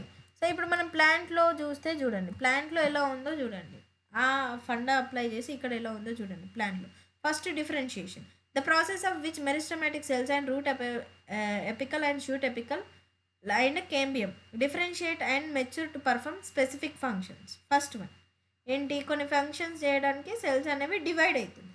ఓకేనా. సెకండ్ది ఏంటి, in cells walls protoplasm undergoes the structural changes, capacity of cell division is lost. ఇక్కడ ఏమైంది, సెల్ డివిజన్ అనేది డివిజన్ చేసిన తర్వాత కెపాసిటీ అనేది లాస్ట్ అయిపోయి పర్మనెంట్ సెల్స్గా మారిపోయినాయి డిఫరెన్షియేషన్లో. సో ఇక్కడ loss of protoplasm of the tracheary elements, examples ఏంటి, loss of the protoplasm to the form a tracheary elements, they could develop a strong and elastic lignocellulosic secondary cell walls to carry water along water distance to extreme tension. ఇదొకటి. Next one ఏంటి, under certain condition the differentiation regain capacity of division, this is called differentiation. Under కండిషన్స్లో మళ్ళీ ఇప్పుడు అది stop అయిపోయింది, permanent అయిపోయినాయి. మళ్ళీ కొన్ని కండిషన్స్లో ఏంటి, మళ్ళీ ఆ డిఫరెన్షియేషన్ చేస్తున్నాయి కాబట్టి అది మళ్ళీ డిఫరెన్షియేషన్. సో డిఫరెన్షియేషన్కి ఎగ్జాంపుల్ ఏంటి అని అంటే formation of meristems, interfascicular cambium, cork cambium అనేవి ఎగ్జాంపుల్స్ అన్నమాట. ఓకేనా. From differentiation of differentiation of parenchyma cells ఏవైతే డిఫరెన్షియేషన్ అయిపోయిందో తర్వాత అవి మళ్ళీ వచ్చి చేస్తున్నాయి అని అంటే లైక్ కాంబియం ఫార్మేషన్ అప్పుడు కానీ, అదే క్యాంబియంలో ఫార్మేషన్ ఇది చూడడానికి గ్రోత్ ఉంది కదా, వాస్కులర్ క్యాంబియం కానీ ఫ్లోయం క్యాంబియం ఏదైతుందో కార్క్ కేంబియం. ఓకేనా. జైలం ఫ్లోయంకి మధ్యలో ఫామ్ అయ్యే కాక్ ఏదైతే ఉంటుందో ఆ క్యాంబియంని మళ్ళీ డివిజన్ అవుతుంది, అది secondary division. First primary division, secondary division చూసాను. సెకండ్ డివిజన్ దేనికో ఎగ్జాంపుల్ అన్న డిఫరెన్షియేషన్. సో మళ్ళీ వచ్చి మళ్ళీ డివైడ్ అయిపోతూ ఉంటుంది. తర్వాత మళ్ళీ రీడిఫరెన్షియేషన్ అంటే differentiated cells can produce again loss of capacity to divide mature perform specific function. So అవి ఏవైతే మళ్ళీ ఏ ఫంక్షన్ చేస్తున్నాయి నాన్న, మళ్ళీ ఇప్పుడు స్కిన్ మీద ఒక లేయర్ వచ్చిన తర్వాత మళ్ళీ ఏ ఫంక్షన్ చేస్తున్నాయి, దే ఆర్ ప్రొటెక్టింగ్, మళ్ళీ బయట ఎన్విరాన్మెంట్కి ప్రొటెక్టింగ్ చేసేది ఫంక్షనే చేస్తున్నాయి కదా. ఈ డివైడ్ అయిన సెల్స్ డిఫరెన్షియేషన్ డివైడ్ అయిన సెల్స్ కూడా మళ్ళీ ఏ ఫంక్షన్ చేస్తున్నాయి, రీడిఫరెన్షియేషన్ ఫంక్షన్ చేస్తున్నాయి. సో నెక్స్ట్ ఇది differentiation, differentiation, redifferentiation. So plant growth is open, it can be determined and intermediate or determinate. Differentiation is also because of cells and tissues are arranging out of the same meristem meristem have different structures at maturity.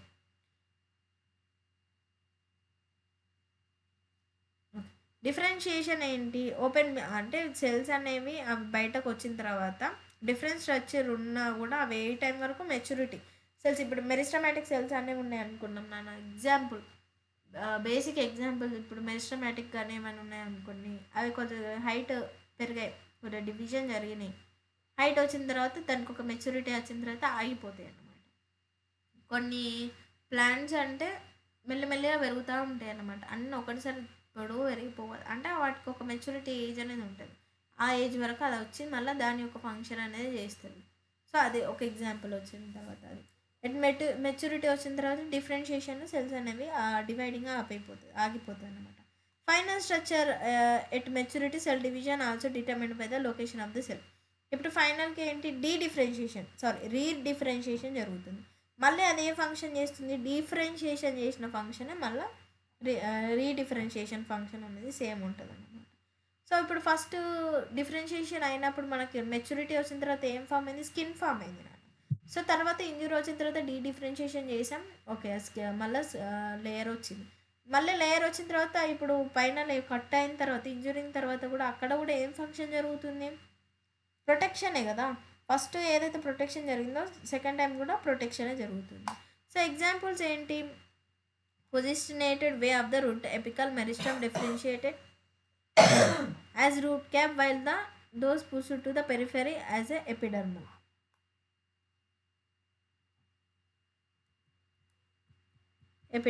Next one వచ్చేసి plant development చూద్దాం. ఇప్పుడు plant development చూద్దాం. ఇప్పుడు the process of all changes in the life cycle of an organism and seed germination to senescence. So plant యొక్క development ఏంటి, changes ఏంటి, ఇప్పుడు growth మొత్తం చూసాం. ఓకే, ఇక్కడ ఏంటి అంటే changes of life cycle of organism, seed germination నుండి సెనసెన్స్ అంటే డెత్ స్టేజ్ వచ్చేంత వరకు దీని యొక్క డెవలప్మెంట్ ఎలా ఉంది, సో అది చూస్తామన్నమాట. సో ఇక్కడ ఏంటి, sum of growth and differentiation, గ్రోత్కి డిఫరెన్షియేషన్ సమ్మే ది ప్లాంట్ యొక్క డెవలప్మెంట్ అన్నమాట. So it is represented as, ఇప్పుడు చూడండి మెరిస్టమాటిక్ సెల్ ఉంది నాన్న, తర్వాత ప్లాంట్ గ్రోత్ అయింది, డిఫరెన్షియేట్ అయింది, తర్వాత మెచ్యూర్ సెల్ ఫామ్ అయింది, సెనసెన్స్ అయింది, మళ్ళీ డెత్ అయిపోయింది. సో ఈ మధ్యలో సెల్ డివిజన్ ఈజ్ కామన్, తర్వాత expansion of elongation and maturation, death అయిన తర్వాత మళ్ళీ అక్కడ నుండి సీడ్లింగ్స్ నుంచి మళ్ళీ same repeat. So plant follows the pathways to response the environment phases life to form different kinds of structure. This ability call plasticity. Plasticity ఏంటి అని అంటే ఇప్పుడు ఎగ్జాంపుల్స్ చూడండి. First heterophylly due to the phases of life. In cotton, coriander and larkspur, the leaves are juvenile plants and mature plants are differential. అంటే just ఇప్పుడు plasticity అని అంటే first ఉన్న, ఇప్పుడు చిన్న ఉన్న అప్పుడు ఉండే మీ ఫేస్ పెద్ద అయిన తర్వాత సేమ్ ఉంటుందా, డిఫరెంట్గా చేంజెస్ వస్తూ ఉంటాయి కదా, వాయిస్లో అయినా అంటే కొన్ని సిమిలారిటీస్ ఉంటాయి, కాకపోతే మేజర్ చేంజెస్ అనేవి వస్తాయి. మీ చిన్నప్పుడు చూసుకున్న ఫోటోకి ఇప్పుడు చూసుకున్న ఫోటోకి చాలా డిఫరెన్సెస్ ఉంటాయి కదా. సో సేమ్ అంతే అనుకోండి ఇక్కడ ప్లాస్టిసిటీ అని అంటే. సో వాటి మెచ్యూర్ స్టేజ్కి వచ్చేసరికి ఏంటి అని అంటే వాటి యొక్క ఫేజ్ అనేది చేంజ్ అయిపోద్ది. సో అది సో ప్లాంట్స్ అనేవి పాత్వేలో ఏంటి రెస్పాన్స్, ఎన్విరాన్మెంట్ కావచ్చు, డిఫరెంట్ కైండ్స్ ఆఫ్ వీటికైనా కానీ వాటి స్ట్రక్చర్స్ కానీ వాటి ఫార్మ్స్ అనేవి చేంజ్ చేసుకుంటూ ఉంటాయి అన్నమాట. ఎగ్జాంపుల్ కానీ కాటన్ కానీ కొరియాండర్ కానీ ఏంటి ఫస్ట్ చూసినప్పుడు జువెనైల్ ఫేజ్ అంటే మెచ్యూర్ ఫేజ్ కాకముందు గ్రోయింగ్ స్టేజ్లో ఉన్నప్పుడు చిన్నప్పుడు లీవ్స్ అనేవి డిఫరెంట్గా ఉంటాయి, మెచ్యూర్ స్టేజ్కి వచ్చిన తర్వాత వాటి లీవ్స్ అనేవి డిఫరెంట్గా ఉంటాయి అన్నమాట. ఓకే, హెట్రోఫిల్లీ డ్యూ టు ఎన్విరాన్మెంట్, అది ఫేజెస్ ఆఫ్ లైఫ్ వల్ల. ఇది ఒకవేళ ఎన్విరాన్మెంట్ వల్ల అయితే difference in shape of leaves produced in air and water. Butter cup అనమాట. అది వాటర్లో ఎయిర్లో డిఫరెంట్ ఎన్విరాన్మెంట్ బట్టి వాటి యొక్క లీఫ్ అనే స్ట్రక్చర్స్ అనేవి చేంజ్ చేస్తూ ఉంటాయి. నెక్స్ట్ డెవలప్మెంట్ కంట్రోలింగ్ ఏది ఫ్యాక్టర్స్ ఏంటి అని అంటే ఇంట్రెన్సిక్ ఫ్యాక్టర్స్ ఒకటి, ఎక్స్ట్రెన్సిక్ ఫ్యాక్టర్స్ ఉంటాయి అన్నమాట. ఇంట్రెన్సిక్ ఫ్యాక్టర్స్ వచ్చేసి ఇంట్రాసెల్యులర్ అవ్వచ్చు, లైక్ జెనెటిక్ అయినా అవ్వచ్చు. ఇంట్రాసెల్యులర్ అన్న లైక్ ప్లాంట్స్లో గ్రోత్ రెగ్యులేటర్స్ వల్ల వచ్చేవి ఇంట్రాసెల్యులర్లోనే. ఎక్స్ట్రెన్సి ఎక్స్ట్రెన్సిక్ ఫ్యాక్టర్స్ ఏంటి అని అంటే light, temperature, water, oxygen and nutrition. Plant growth regulators, ఇక్కడ హార్మోన్స్ నుండి క్వశ్చన్స్ వస్తాయి. హార్మోన్స్ ఇవి. ప్లాంట్ గ్రోత్ రెగ్యులేటర్స్ అంటే ఏంటి? ప్లాంట్ గ్రోత్ రెగ్యులేటర్స్ అంటే గ్రోత్ని ఇన్ఫ్లుయెన్స్ చేస్తున్నాం ఎక్స్టర్నల్తో. ఓకేనా? గ్రోత్ని మనం పెంచుకుంటున్నాం. ఎందుకు నాన్న అంటే హీల్డ్ కోసం మనం గ్రోత్ని పెంచుకుంటున్నాం. Okay, plant growth regulators or PGRs అని అంటాం. సో ఇవేంటి అంటే small and simple molecules that regulate the plant growth అనమాట. Based and functions there are 2 types అనమాట. పీజీఆర్ఎస్ అనేవి 2 టైప్స్ ఉన్నాయి. ఒకటి ప్లాంట్ గ్రోత్ ప్రమోటర్స్ అన్నట్టు, ఒకటి ప్లాంట్ గ్రోత్ ఇన్హిబిటర్ అన్నట్టు. ఇప్పుడు హార్మోన్స్ అని అంటే ఒకటి ఇన్హిబిట్ చేస్తే ఒకటి ప్రమోట్ చేస్తుంది. ఇప్పుడు ఒక హార్మోన్ ఇచ్చేసి గ్రోత్ హార్మోన్ ఇచ్చేసి ఇడిసబెట్టారనుకోండి, అది కంటిన్యూగా పెరుగుతూనే ఉంటుంది. దానికి ఇన్హిబిటర్ కూడా ఉండాలి కదా. సో ఇన్హిబిటర్ ఎంత కావాలో అంత గ్రోత్ తీసుకున్న తర్వాత దానికి ఇన్హిబిటర్స్ కూడా ఇస్తామన్నమాట. సో ఒకవేళ మనకు అవసరం లేని ఏదైనా పెరుగుతుంది అని అనుకోండి, అప్పుడు ఏం చేస్తాం? ఇన్హిబిషన్ ఇస్తాం. మనకు అవసరమైంది రావట్లేదు అని అంటే ప్రమోటర్ ఇస్తాం అనమాట. టు ద ఎండ్ మనం ఏం చేస్తున్నామంటే హ్యూమన్ యూస్ కోసమే వాడుకుంటాం ఏదైనా. ఇప్పుడు ప్లాంట్స్లో కూడా ఈ హార్మోన్స్ ఎందుకు ఇంట్రడ్యూస్ చేస్తున్నామని అంటే మనం హ్యూమన్ యూస్ కోసమే. ఇప్పుడు మనకు హీల్డ్ కావాలి, ఫుడ్ కావాలి. సో మన హ్యూమన్ యూస్ కోసమే వీటినన్నీ వాడుతూ ఉంటాం అన్నమాట. సో ఇక్కడ ఏంటి? ప్లాంట్ గ్రోత్ ప్రమోటర్స్ వచ్చేసి promoting the activities like cell division కానీ, ఎన్లార్జ్మెంట్ కానీ, ట్రోపిక్ గ్రోత్ కానీ, ప్యాటర్న్ ఫార్మేషన్ ఏంటి ఎలా ఉంది, next flowering, fruiting, seeding formations అనేవి జరగడానికి. లైక్ ఏమి ఇస్తాము అంటే ప్రమోటర్స్లో ఏంటి అని అంటే ఆక్సిన్స్, జిబ్బరిలిన్స్ అండ్ సైటోకైనిన్స్ అన్నమాట. నెక్స్ట్ ఏంటి? ప్లాంట్ గ్రోత్ ఇన్హిబిటర్స్లో వచ్చేసి గ్రోత్ ఇన్హిబిట్ చేస్తున్నాం యాక్టివిటీస్ లైక్ డార్మెన్సీ కానీ, అబ్సెషన్ కానీ, respond to wounds, stressed of biotic and biotic ఆర్జిన్లో వాటిని రెస్ట్రిక్ట్ చేస్తున్నాం అన్నట్టు. వాటిలో ఏంటంటే అబ్సెస్టిక్ యాసిడ్ అండ్ ఇథలిన్ అనమాట. ఇథలిన్ అనేది fits either the group but it largely growth inhibitor. అంటే అది ప్రమోటర్గా కూడా పనిచేస్తుంది. ఇథిలిన్ అనేది ప్రమోటర్గా ఉంటుంది అండ్ ఇన్హిబిటర్లో ఉంటుంది. కాకపోతే లార్జ్ దాని యొక్క ఫ్యాక్టర్స్ ఎట్లా ఉన్నాయని అంటే ఇన్హిబిటర్ లానే చూపిస్తాయి అన్నమాట అవి. So they are consider as inhibitor. కాకపోతే they perform both inhibition and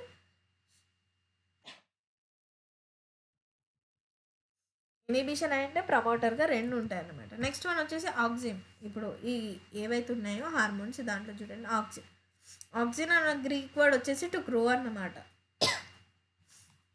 Charles Darwin and Francis Darwin ఈ సన్ అన్నమాట. Charles Darwin and his Francis Darwin ఏం చేశారంటే కొలెప్టైల్స్ని అబ్జర్వ్ చేశారనమాట. క్రానరీ గ్రాస్ మీద అబ్జర్వ్ చేశారు. దాన్ని unilateral illumination and by growing the towards the light source of the phototropism అని అంటే it concluded the tip of the coleoptile cause the bending of the entire coleoptile. So ఇక్కడ ఏంటి అని అంటే చార్లెస్ డార్విన్ అండ్ అలా son ఏం చేశారంటే ఇక్కడ టిప్స్ ఏవైతే ఉంటాయో గ్రాస్లో కొలెప్టైల్ ఏదైతే ఉంటుందో అంటే ఈ పార్ట్ ఏదైతే కార్నరీ గ్రాస్లో కొలెప్టైల్ పార్ట్ ఏదైతే ఉంటుందో సన్లైట్ బేసెస్ మీద అది బెండింగ్ అని చూసారన్నమాట. ఓకేనా? ఆ బెండింగ్ ఎట్లా చూసారని అంటే టువర్డ్స్ ద లైట్ ఎటు ఉంటే టువర్డ్స్ ద లైట్ అది బెండింగ్ అవ్వడం జరిగిందన్నమాట. So it use to bend entire coleoptile అంటే దాని యొక్క కొలెప్టైల్ ఏదైతే పార్ట్ ఉందో అది బెండ్ అవ్వడం జరిగిందట. So FW Went isolated auxin to tips of the coleoptiles of oat seedlings. So ఇక్కడ ఆక్సిన్ అనేది పెట్టారనమాట. ఆక్సిన్ వాజ్ ఎక్కడ నుంచి తీసారంటే ఫస్ట్ హ్యూమన్ యూరిన్ నుంచి ఎక్స్ట్రాక్ట్ చేశారనమాట ఫస్ట్. సో ఈ producing the growth of apical stems and roots from where they migrated region to their action. అంటే ఫస్ట్ ఇక్కడ నుండి ఎపిసెస్ ఏవైతే టిప్స్ ఉంటాయి రూట్స్ అండ్ స్టెమ్స్లో వాటిలో నుంచి మళ్ళీ మైగ్రేటెడ్ టు ద వేరే రీజియన్స్కి అవి వేరియస్గా అవి వెళ్ళి తర్వాత వాటి యొక్క ఫంక్షన్స్ అనే గ్రోత్ అనేది చూపించారనమాట. ఫస్ట్ న్యాచురల్గా వచ్చింది ఏంటి అని అంటే ఆక్సిజన్స్లో ఇది PYQ indole 3 acetic acid IAA, indole 3 acetic acid and indole butyric acid IBA. So ఇవేంటి ప్లాంట్స్ నుండి తీసారు నన్ను, ఓకేనా. 2 టైప్స్ ఉన్నాయి కదా, న్యాచురల్ అయిన సింథటిక్. న్యాచురల్ వచ్చేసి ఏంటి ఇండోల్ 3 అసిటిక్ యాసిడ్ ఏంటి ఐఏఏ, ఇండోల్ బ్యూటరిక్ యాసిడ్ వచ్చేసి IBA. Next they are isolated from plants అనమాట, ప్లాంట్స్ నుండి తీసుకున్నారు అవి, ఓకేనా. సో సింథటిక్ ఏంటి, సింథటిక్లో వచ్చి NAA naphthalene acetic acid and 2,4 dichlorophenoxy acetate dichlorophenoxy acetate అన్నమాట 2,4D, ఓకేనా, అది సింథటిక్. సో వీటి యొక్క ఫంక్షన్స్ ఏంటి, ఆక్సిజన్ యొక్క ఫంక్షన్స్ ఏంటి అని అంటే రూట్నింగ్ స్టెమ్, ఇంకా చూడండి, initiate the rooting in the stem cutting of the plants of propagation చేసినప్పుడు ప్లాంట్స్లో స్టెమ్ కటింగ్ చేస్తాం కదా, అక్కడ నుండి రూట్స్ రావాలి అని అంటే ఆక్సిజన్ అనేది వాడుతూ ఉంటారు. తర్వాత ఫ్లవరింగ్, పైనాపిల్స్లో ఫ్లవరింగ్ చేయడానికి, ఫ్రూట్స్ రావడానికి తొందర.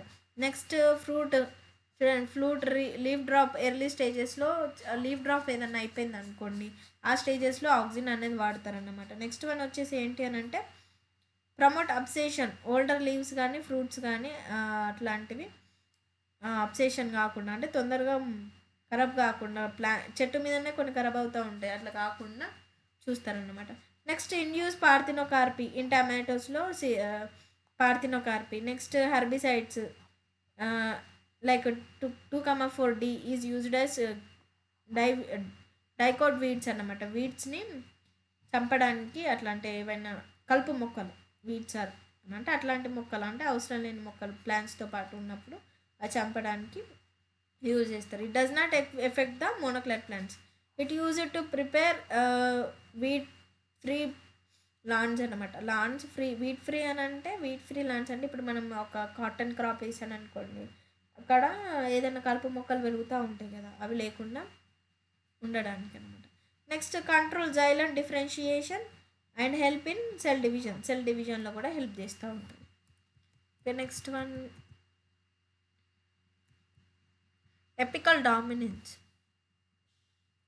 హయ్యర్ ప్లాంట్స్లో వచ్చేసరికి ఎపికల్ బర్డ్స్ అనేవి ఇన్హిబిట్ చేసి లాటరల్ యాక్సిలరీ బర్డ్స్ ఏవైతే ఉంటాయో వాటిని పెంచడానికి ట్రై చేస్తారు. దీన్ని ఏమంటున్నామంటే ఎపికల్ డామినెన్స్, అంటే ఎపికల్ దాన్ని డామినేట్ చేసి ఇక్కడ లాటరల్ బర్డ్స్ పెంచుతున్నారు అన్నమాట.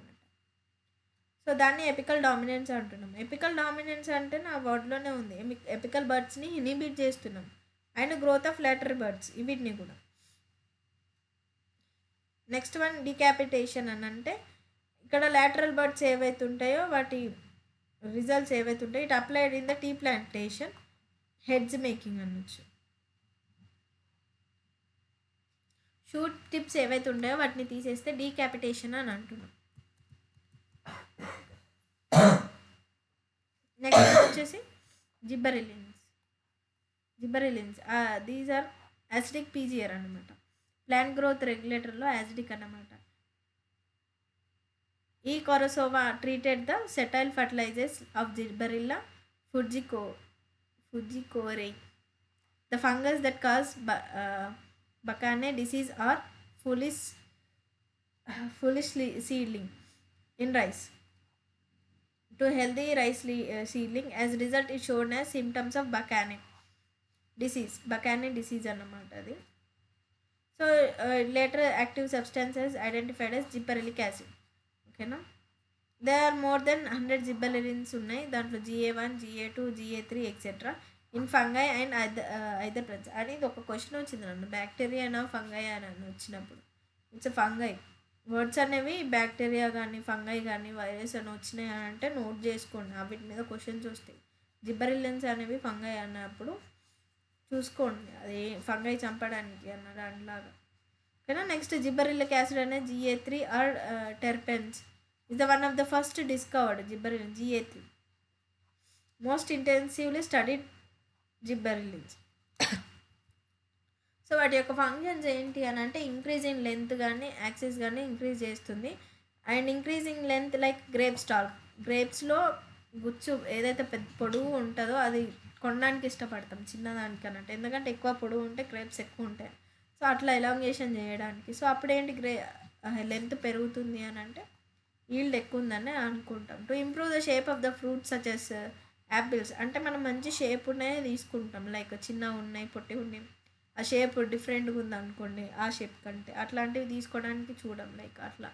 నెక్స్ట్ డిలే సెనిసెన్స్ డిలే చేయడం, అంటే ఒకవేళ హీల్డ్ ఇస్తుంది ఒక ప్లాంట్ అని అంటే దాన్ని ఏజ్ ఆపకుండా అయిపోకుండా జస్ట్ ఆ సెనిసెన్స్ ఏదైతుందో అది కొద్దిగా దాని యొక్క యాక్టివిటీని పెంచుతారన్నమాట, ఏంటి జిబ్బరిలిన్స్ యాడ్ చేయడం వల్ల. So fruits can left on the tree extend the market period. So ఇప్పుడు ఏమైపోద్ది, ఒకవేళ ఆ ప్లాంట్ అనేది తొందరగా సెనసెన్స్లోకి వెళ్ళిపోలేదని అంటే అవి ట్రీ మీద ఉన్నంతసేపు ఫ్రెష్గానే ఉంటాయి, ఎప్పుడైతే తెంపి పెడతామో అవి అంటే లైక్ స్పాయిల్ అవ్వడానికి తక్కువ టైం పడుతుంది. సో ఒకవేళ ట్రీ మీద ఉందనుకోండి అంత ఫ్రెష్ ఉంటుంది, అప్పుడు మార్కెట్ రేట్లో కూడా దానికి కావాల్సిన టైంలో తీసుకొని ఇవ్వచ్చు అనమాట. GA3 is used to speed up the malting process in brewing industry. Malting చేస్తారు బ్రీవింగ్ ఇండస్ట్రీస్ ఏవైతే ఉంటాయో దాంట్లో తొందరగా మాల్టింగ్ అవ్వడానికి GA3ని అక్కడ కూడా యూజ్ చేస్తారన్నమాట, ప్లాంట్స్లోనే కాకుండా. ఇక్కడ sugar cane stores the sugar in the stems, spraying the sugar cane crops with the gibberellin increase the length of the stem. ఇక్కడ ఇంతకుముందు గ్రేప్స్లో కూడా చూసాం ఎలాంగేషన్ అంటే, ఇక్కడ వచ్చేసి length of the stem increasing the yield as much as 20 ton per ఎకర్కి అర్ధ ఇంక్రిమెంట్ అనేది ఉంటుంది అనమాట. అంత ఇంక్రీజ్ అయితే వాటి యొక్క మార్కెట్ రేట్ అనేది పెరుగుతుంది, వాళ్ళకి ఇన్కమ్ అనేది కూడా ఉంటుంది అనమాట. So spraying juvenile conifers with the GS instant maturity period the leads to the early seed production. అయితే జువెనైల్ ఫేజ్లో అంటే గ్రోయింగ్ స్టేజ్లో ఇవి స్ప్రే చేశారనుకున్నాను, గ్రోయింగ్ స్టేజ్ జువెనైల్ ఫేజ్లోనే స్ప్రే చేస్తే తొందరగా మెచ్యూరిటీకి ఏజ్కి వచ్చి ఎర్లీ సీడింగ్ ప్రాసెస్ అనేది చేయడానికి జిబ్బరిలిన్స్ అనేవి యూజ్ చేస్తాం. నెక్స్ట్ ఫర్ బాల్టింగ్ అని అంటే internode elongation just prior to the flowering అయ్యే టైంలో అంటే ఇంటర్నోడ్ ఎలాంగేషన్ అనేది పెంచుతున్నారు. సో లైక్ ఏంటి అని అంటే like beet, cabbages, many plants with rosette habit, అంటే దాని వాల్యూమ్ ఎక్కువ ఉందంటే మంచిగా పెరిగింది అని చెప్పి తీసుకుంటాం కదా. సో వాల్యూమ్ అని అంటే ఆ ఇంటర్నోడ్ ఎలాంగేషన్ పెరుగుతూనే దాని వాల్యూమ్ అనేది పెరిగేది. సో అది. నెక్స్ట్ వన్ వచ్చేసి సైటోకైనిన్స్ అనేది F Skoog and coworkers observe that internodal segments of tobacco stems in the collars, a mass of undifferentiated cells ఏవైతే ఉన్నాయో proliferated only in the nutrient medium but supplemented with extract and vascular tissue, yeast extract, coconut milk or DNA. So కొన్ని మీడియంలోనే చూడండి ఇప్పుడు సాగ్ and coworkers ఏం చేశారంటే ఒక internode segments అనేవి అంటే లైక్ టొబాకో సెల్స్ ఏవైతే మాస్ అన్డిఫరెన్షియేటెడ్ అంటే అవి డివైడ్ అవ్వడానికి సెల్స్ ఏవైతే ఉంటాయో వీటిని అబ్జర్వ్ చేసినప్పుడు ఏంటి అని అంటే న్యూట్రియంట్ మీడియంలో కొన్ని సప్లిమెంట్ ఎక్స్ట్రాక్ట్స్ అనేవి వాస్కులర్ టిష్యూస్ నుండి చూసారన్నమాట. అవి ఏంటి అని అంటే ఈస్ట్ కానీ కోకోనట్ మిల్క్ కానీ DNA కానీ చూసారన్నమాట. So Skoog and Miller laterally identified as crystallized, అంటే వీటిని ఏంటి crystallized and active substance termed as కైటిన్గా అవి ఏవైతే ఎక్స్ట్రాక్ట్స్ వచ్చాయో వీటిని క్రిస్టలైజ్డ్ ఫామ్ అయినాయట. వీటి ఏంటి ఏమన్నారంటే కైటిన్ అని అన్నారు. సైటోకైనిన్ వాజ్ డిస్కవర్డ్ ఫ్రమ్ ఎక్కడ నుండి కైటిన్ నుండే తీసుకున్నాను. అదేంటి అంటే N6 furfurylamine amino purine furfuryl అలైమైనస్ N6 furfuryl amino purine adenine derivative అన్నమాట. అది క్లేవ్డ్ హైరింగ్ స్పర్మ్ DNA అన్నమాట. అది so kinetin does not undergo naturally in ప్లాంట్స్లో కైటిన్ అనేది డైరెక్ట్గా వెళ్ళదు కాబట్టి సైటోకైనిన్ అనేది దాని నుండి డిస్కవర్ చేయడం జరిగిందన్నమాట. ఓకేనా.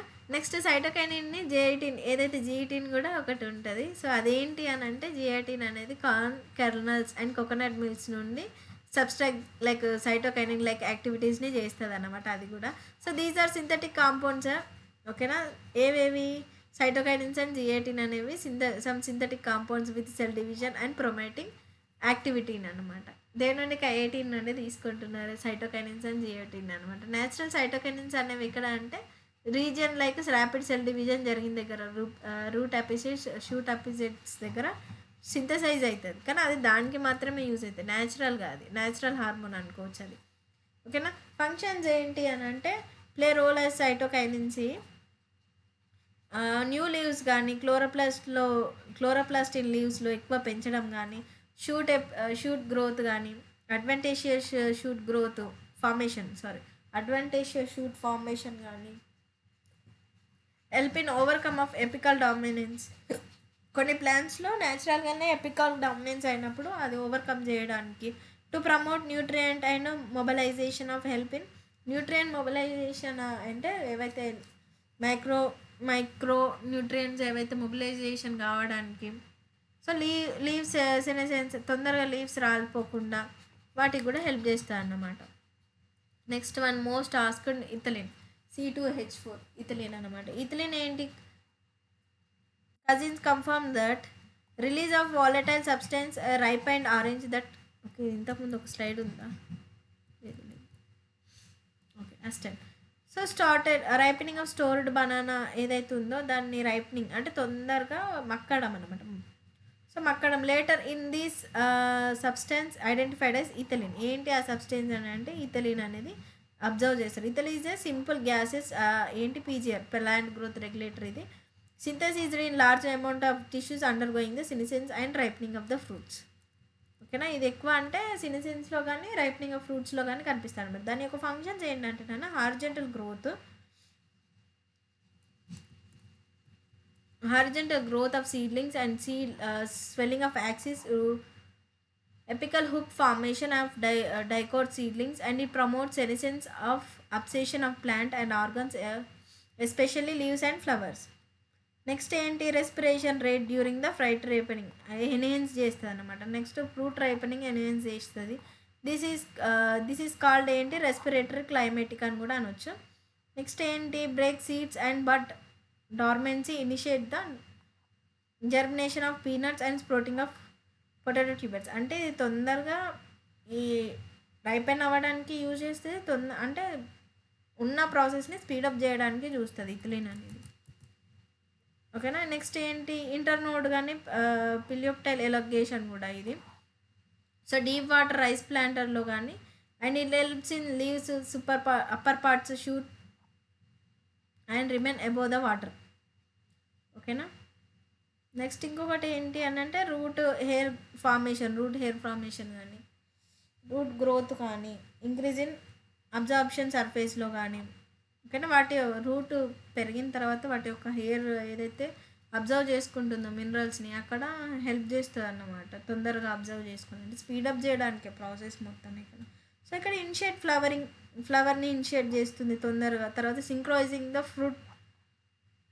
Fruit set in pineapples. అంటే ఇప్పుడు నార్మల్గా ప్లాంట్ హార్వెస్ట్ చేసినప్పుడు ఏదన్నా వాళ్ళకి తొందరగా అయిపోతే పని బెటర్ అనిపించి అన్నీ ఒకటిసారి రైపెన్ అయిపోతే ఒకటిసారి తీసుకోవచ్చు కదా. సో అట్లాంటి అంటే సింక్రోనైజ్ చేస్తున్నారు. ఏవైతే సింక్రోనైజ్గా చేసినప్పుడు వాటి హీల్డ్ అనేది కరెక్ట్గా వస్తుంది. కరెక్ట్ టైంలో ఎన్ని కావాలంటే అన్ని తీసుకోవచ్చు అలా.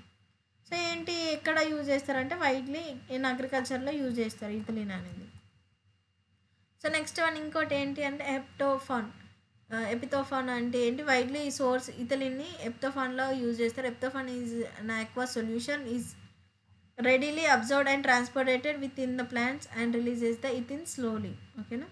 aqueous సొల్యూషన్లో కలిపి ట్రాన్స్పోర్ట్ చేస్తారన్నమాట. సో అప్పుడు ఇథిలిన్ అనేది మెల్లగా అబ్జర్వ్ చేసుకుంటుంది ప్లాంట్ అనేది. ఎపితోఫాన్ ఏంటి? Hasten fruit ripening and tomatoes కానీ యాపిల్స్ కానీ.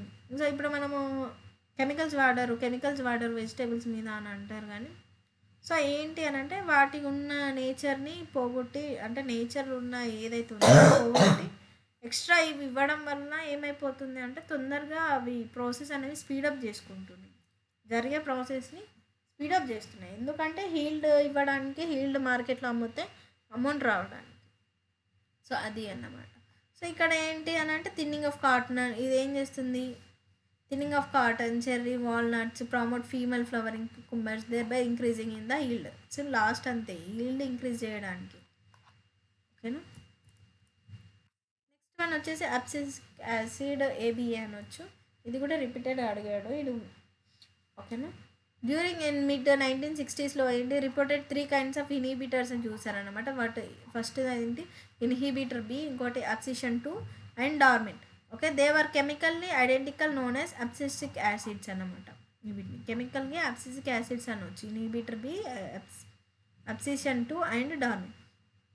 నెక్స్ట్ వన్ ఏంటి అని అంటే ABI is a derivatives of carotenoids. Carotenoid యొక్క డిరైవేటివ్ అన్నమాట. So it regulates abscission and dormancy. అబ్సెషన్ని డార్మెన్సీని కంట్రోల్ చేస్తుంది, రెగ్యులేట్స్ చేస్తుంది అనమాట. నెక్స్ట్ ఏంటి ఫంక్షన్స్ ఏంటి అని అంటే ఇన్హిబిటర్ ఆఫ్ ప్లాంట్ గ్రోత్ కానీ మెటబాలిజంకి ఇన్హిబిటర్గా పనిచేస్తుంది అనమాట. ఇటు ఇన్హిబిట్స్ సీడ్ జర్మినేషన్ కూడా ఇన్హిబిట్ చేస్తుంది అన్నమాట. It stimulates the closure of stomata of epidermis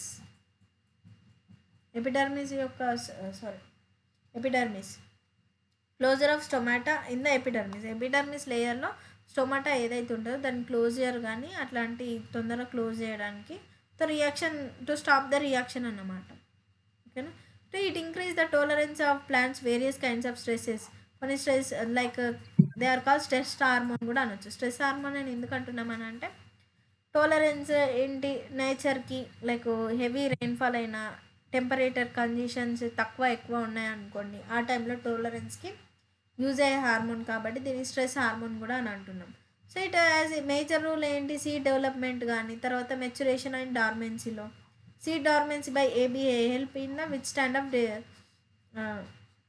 డిసెండికేషన్ of and other unfavourable growth ఏదైతే ఉంటుందో దాన్ని ఆపడానికి కూడా ఇన్హిబిటర్స్ అనేవి వాడతారు అన్నమాట. సో పీజీఆర్స్ ఏంటి individualistic and synergistic role play చేస్తాయి. సో ఏంటి అని అంటే కొన్ని హెల్ప్ అవుతున్నాయి, కొన్ని కాపాడడానికి పనిచేస్తున్నాయి, కొన్ని ఏంటి అని అంటే ఇండివిజువల్గా వాటి హార్మోన్స్ ఉంటున్నాయి. లైక్ ఇథిలిన్ అనుకోండి, అది ఆల్రెడీ ఉన్నదాన్ని అబ్జర్వ్ చేశారు, కొన్ని సింథటిక్గా ఫామ్ చేశారు, కొన్ని న్యాచురల్గా ఫామ్ చేశారు. ఎట్ ద లాస్ట్ ఏంటి మనకి హీల్డ్ కోసమే అన్ని రోల్స్ అనేవి తీసుకుంటారు. తర్వాత సచ్ రోల్స్ ఏంటి కాంప్లిమెంటరీ అండ్ యాంటిగోనిస్టిక్ అని అంటే కొన్ని కాంప్లిమెంటరీగా కానీ కొన్ని అంటే లైక్ ఇప్పుడు మత్తు పదార్థాలు ఏమైనా ఉన్నాయనుకోండి అన్న మనకు అవేంటి అది హాని కలిగించినప్పటికి కూడా కొన్ని ఏంటి అంటే యూస్ఫుల్గా ఇప్పుడు ఆపరేషన్ చేశారనుకోండి యాంటిగోనిస్టిక్స్ అంటే లైక్ మీకు ఏదన్నా యాంటీహిస్టమిన్స్ కానీ ఇట్లాంటివి ఏమైనా ఇచ్చారనుకోండి. సో అట్లాంటి ఇచ్చినప్పుడు ఏంటి అని అంటే కొద్దిగా మత్తు వచ్చినప్పుడు సర్జరీ చేస్తూ ఉంటారు. అంటే అట్లాంటి కొన్ని హార్టింగ్ అయినప్పటికి కూడా మనకి యూస్ఫుల్. అంటే ఇప్పుడు రైపెనింగ్ అనేది అది ప్లాంట్ యొక్క నేచర్ కాదు తొందరగా అంటే ఆ టైంకి, కాకపోతే మనం అడిషనల్గా గ్రోత్ యూజ్ చేసుకొని ఫుడ్ని తీసుకుంటున్నాం. సో అట్లాంటివి వాడి మనం తీసుకోవడానికి హెల్ప్ చేసేది పీజీఆర్ అనమాట. పీజీఆర్స్ ఈ ప్లాంట్ గ్రోత్ రెగ్యులేటర్స్ అనేవి అట్లా హెల్ప్ చేస్తున్నాయి మనకు. ఓకేనా. So interact with effect of dormancy in the seeds buds abscission flowering senescence vernalization apical dominance seed domination and plant యొక్క మూమెంట్స్. ఓకేనా. ఫ్లవరింగ్ కానీ సెనెసెన్స్ కానీ వెర్నలైజేషన్ నెక్స్ట్ వస్తుంది. వెర్నలైజేషన్ అంటే apical dominance and seed germination అప్పుడు ఇవి interact అయిపోతూ ఉంటాయి అన్నమాట పీజీఆర్స్ అని. మోస్ట్ కేసెస్లో ఏబిఐస్ యాక్టర్స్ యాంటిగోనిస్టిక్ టు ద ఏజిఎస్. అంటే ఏజిఏ ఏవైతే జిబ్బర్లిక్ యాసిడ్ చేస్తున్నాయో వాటికి అగెనెస్ట్గా ఏబిఏ అనేవి కూడా యాక్ట్ చేస్తాయన్నమాట. సో ఫ్యాక్టర్స్ ఎఫెక్టింగ్ ఏంటి అని అంటే చూసాం. ఇంటర్స్టిక్స్ ఫ్యాక్టర్ ఒకటి, ఎక్స్ట్రాంటిక్ ఫ్యాక్టర్లో ఏంటి అంటే లైట్ అండ్ టెంపరేచర్స్ ఇవి కూడా పీజీఆర్ని కూడా ఎఫెక్ట్ చేస్తాయి. జీనోమిక్ కంట్రోల్ అనేవి ఇంట్రెస్టిక్ ఫ్యాక్టర్స్ అన్నమాట. So role of light and flowering in టెంపరేచర్లో లైట్ అండ్ ఫ్లవరింగ్ ఒక టెంపరేచర్ ఏంటంటే role light and temperature flowering మీద ఎలా చూపిస్తున్నాయో చూడండి. సో ఇక్కడ ఏంటి అని అంటే 2 ఉన్నాయి మీకు. ఫోటో పీరియాడిజం అండ్ వెర్నలైజేషన్ ఉన్నది. ఫోటో పీరియాడిజంలో ఏంటి అని అంటే చూడండి, in response to the period of day and night some plants require light to induce flowering. Light మీద డిపెండ్ అయ్యి కొన్ని ఫ్లవరింగ్స్ అనేవి జరుగుతాయి. Based on light during there are 3 గ్రూప్స్లో ఉన్నాయి. ఒకటి లాంగ్ డే ప్లాంట్స్ ఉన్నాయి, ఒకటి షార్ట్ డే ప్లాంట్స్ ఉన్నాయి, డే న్యూట్రల్ ప్లాంట్స్ కూడా ఉన్నాయి. సో లాంగ్ డే ప్లాంట్స్ ఏంటంటే required exposure of light period of extending well defining critical duration. ఓకేనా. క్రిటికల్ డ్యూరేషన్ వరకు ఆ ఫ్లవరింగ్ ఎలా ఉంటుంది లాంగ్ డే ప్లాంట్స్ అంటే ఇప్పుడు సన్ఫ్లవర్ ఒక ఎగ్జాంపుల్ తీసుకుంటే అది ఎక్స్టెండింగ్ పీరియడ్ అన్నమాట. ఆ పీరియడ్ వరకు ఆ ప్లాంట్ యొక్క ఎక్స్పోజర్ ఎలా ఉంది అనేది లాంగ్ డే ప్లాన్స్ చూపిస్తాయి అన్నమాట. వెల్ డిఫైన్డ్ అది ఫ్లైట్లో వెల్ డిఫైన్డింగ్ అన్నమాట. సో ఆ క్రిటికల్ డ్యూరేషన్ దానికి ఉన్న క్రిటికల్ లిమిట్ వరకు ఏదైతే క్రిటికల్ లిమిట్ అది ఎంతవరకు అబ్జర్వ్ చేయాలో ఆ టైం వరకు ఆ ప్లాంట్ తీసుకునేది లాంగ్ డే ప్లాన్స్ అనమాట. నెక్స్ట్ షార్ట్ డే ప్లాన్స్ ఏంటి అని అంటే required less time less than critical condition. ఇప్పుడు ఇది క్రిటికల్ కండిషన్ ఒక 20°C అని అనుకున్నాం అనుకోండి. ఈ 20°C కంటే తక్కువ ఉన్నప్పటికి కూడా ఆ ప్లాంట్స్ అనేవి ఫ్లవరింగ్ అనేది చేస్తూ ఉంటాయి అన్నమాట. సో అవి షార్ట్ డే ప్లాంట్స్ క్రిటికల్ కాన్సన్ట్రేషన్కి బిఫోర్ ద ఫ్లవరింగ్ అంతే initiated them. So day neutral plants ఏంటి అంటే no correlation between the exposure of light duration inducing the plant. అంటే లైట్ యొక్క డ్యూరేషన్ మీద ఎక్స్పోజర్ ఉంటుంది అనమాట. లైట్ ఎంత డ్యూరేషన్ ఉంటుందో దాని మీద డిపెండెన్సీ ఉంటుంది అన్నమాట. సో ఇవి short day plants. Next one వచ్చి చూడండి. నెక్స్ట్ వన్ వాళ్ళ shoot apices modifies the flowers into the apices they cannot perceive photoperiods. ఆ ఫోటో పీరియడ్స్ అని అంటే ఫస్ట్ అక్కడ లైట్ మీద ఉండేదే ఫోటో పీరియడిజం అనమాట. ఫోటో నుండి వచ్చే లైట్ డిపెండెన్స్ ఫ్లవరింగ్ అన్నమాట. చూడండి క్రిటికల్ కాన్సన్ట్రేషన్ మీద డిపెండ్ అయి ఉంటుంది ఫస్ట్ ఈ ఫ్లవరింగ్ అనేది. క్రిటికల్ కాన్సన్ట్రేషన్ కంటే ఎక్కువ ఉంటే లాంగ్ డే ప్లాంట్స్ అండి.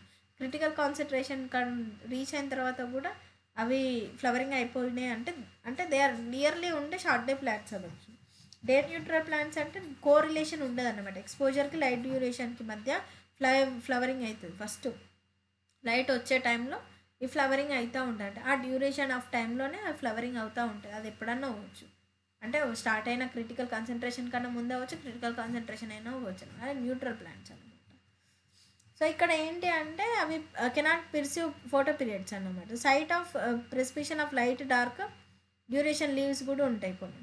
సో నెక్స్ట్ వన్ ఏంటి అంటే hypothesised there hormones are flowers మీద కూడా కొన్ని హార్మోన్స్ అనేవి పనిచేస్తాయి. లైక్ పీజీఆర్స్ అనేవి ఫ్లవరింగ్ కొన్ని ఫ్లవర్స్ అనేవి ఇప్పుడు మనం డెకరేషన్ పర్పస్ మనం ఫ్లవర్స్ అనేవి యూజ్ చేసుకుంటాం కదా నాన్న. లైక్ ఫంక్షన్స్లో కానీ అవి ఎక్స్పోర్ట్ చేసుకుంటామంటే అంత హీల్డ్ వస్తుంది అని అంటే హార్మోన్స్ యూజ్ చేసే అంటే ఈ లైట్నింగ్తో సంబంధం లేకుండా they are harvesting the flowers అన్నమాట. హార్వెస్ట్ చేసి ఆ ప్లాంట్స్ అనేవి ఎక్కువ ఫ్లవరింగ్ ఈల్డ్ తీసుకొని ఈ ఫంక్షన్స్లోకి ఇట్లాంటి వాటికి ఎక్స్పోజ్ చేస్తూ ఉంటారన్నమాట. సారీ. నెక్స్ట్ ఏంటి hormone leaves shoot apices induce the flowers. అది హార్మోన్స్ అనేవి ఇండ్యూస్ చేస్తూ ఉంటాయి అన్నమాట. నెక్స్ట్ వన్ వచ్చేసి వర్నలైజేషన్ అంటే ఏంటి అని అంటే it is a phenomena which plants can depend of the quantity or quantitatively or qualitatively on the exposure of low temperature for flowering. అంటే తక్కువ టెంపరేచర్ ఉన్నప్పటికీ కూడా అవి సమ్ ప్లాంట్స్ అనేవి క్వాంటిటేటివ్ అండ్ క్వాలిటేటివ్ కోసం అంటే ఎక్కువ క్వాలిటీ ఇవ్వాలన్నా అంటే అంత క్వాంటిటీలో అన్నా పెరగాలి అనేవి డిపెండ్ అయిపోతూ ఉంటాయి. అంటే లైట్ మీకి సంబంధం లేకుండా తక్కువ టెంపరేచర్ని యూజ్ చేసుకొని వాటి పని అవి చేసుకుంటుంది లైక్ ఫ్లవరింగ్ అన్నమాట. సో అడ్వాంటేజెస్ ఏంటి అంటే precocious reproductive development and later growing సీజన్స్ని తగ్గించుకోవడం. అంటే ఎక్కువ టైం కాకుండా డెవలప్మెంట్ లేకుండా ఆ గ్రోయింగ్ సీజన్ అనేది తగ్గించుకోవడం మనకు హెల్ప్ఫుల్ అయిపోతుంది. ఇంకోటి ఏంటి అని అంటే plant have sufficient time to reach maturity. So అప్పుడు లైట్నే డిపెండ్ కాకుండా ఉంది అని అంటే దాని యొక్క మెచ్యూరిటీ ఏజ్ అనేది తొందరగా అయిపోతుంది. అంటే తక్కువ టైంలో కూడా అది రీచ్ అవుతుంది అని అంటే దాని యొక్క టైం అనేది పెరుగుతుంది. ఫస్ట్ సెనసెన్స్ ఏజ్కి తగ్గించుకుంటుంది. ఓకేనా. నెక్స్ట్ ఎగ్జాంపుల్ ఫర్ వెర్నలైజేషన్కి ఏంటి అని అంటే ఎగ్జాంపుల్స్ సమ్ ప్లాంట్స్ ఏవి wheat, barley, rye. I have 2 varieties ఉన్నాయి. అందులో ఏంటి అని అంటే రైలో spring variety, winter variety. So అంటే దానికి ఉన్న లైట్ కొంచెమైనా కన్జ్యూమ్ చేసుకొని దాని ఫ్లవరింగ్ పెంచుకొని అంటే దాని యొక్క హీల్డ్ని పెంచుకుంటుంది. సో నార్మల్లీ ప్లాంటెడ్ ప్లాంట్ అన్నమాట. స్ప్రింగ్ వెరైటీలో ఏంటి అని అంటే flowers come to flower to produce grain before the end of growing సీజన్కి వచ్చే వరకు అంటే గ్రెయిన్ గ్రోత్ అనేది అయిపోతుంది అనమాట. సారీ, అక్కడ గ్రెయిన్ ఎక్కడ వరకు వస్తుంది, గ్రోయింగ్ సీజన్ వచ్చేంత వరకు బై ద ఎండ్ వచ్చేంత వరకు ఆ ప్రొడ్యూస్ అనే ఫ్లవర్ అనేది ఆ మినిమల్ అమౌంట్ ఆఫ్ లైట్ని వాడుకొని ఆ ఫ్లవరింగ్ అనేది జరుగుతుంది. సో వింటర్ వెరైటీలో కూడా సన్లైట్ తక్కువనే ఉంటుంది. Plant spring normally fail to flower produce mature grain.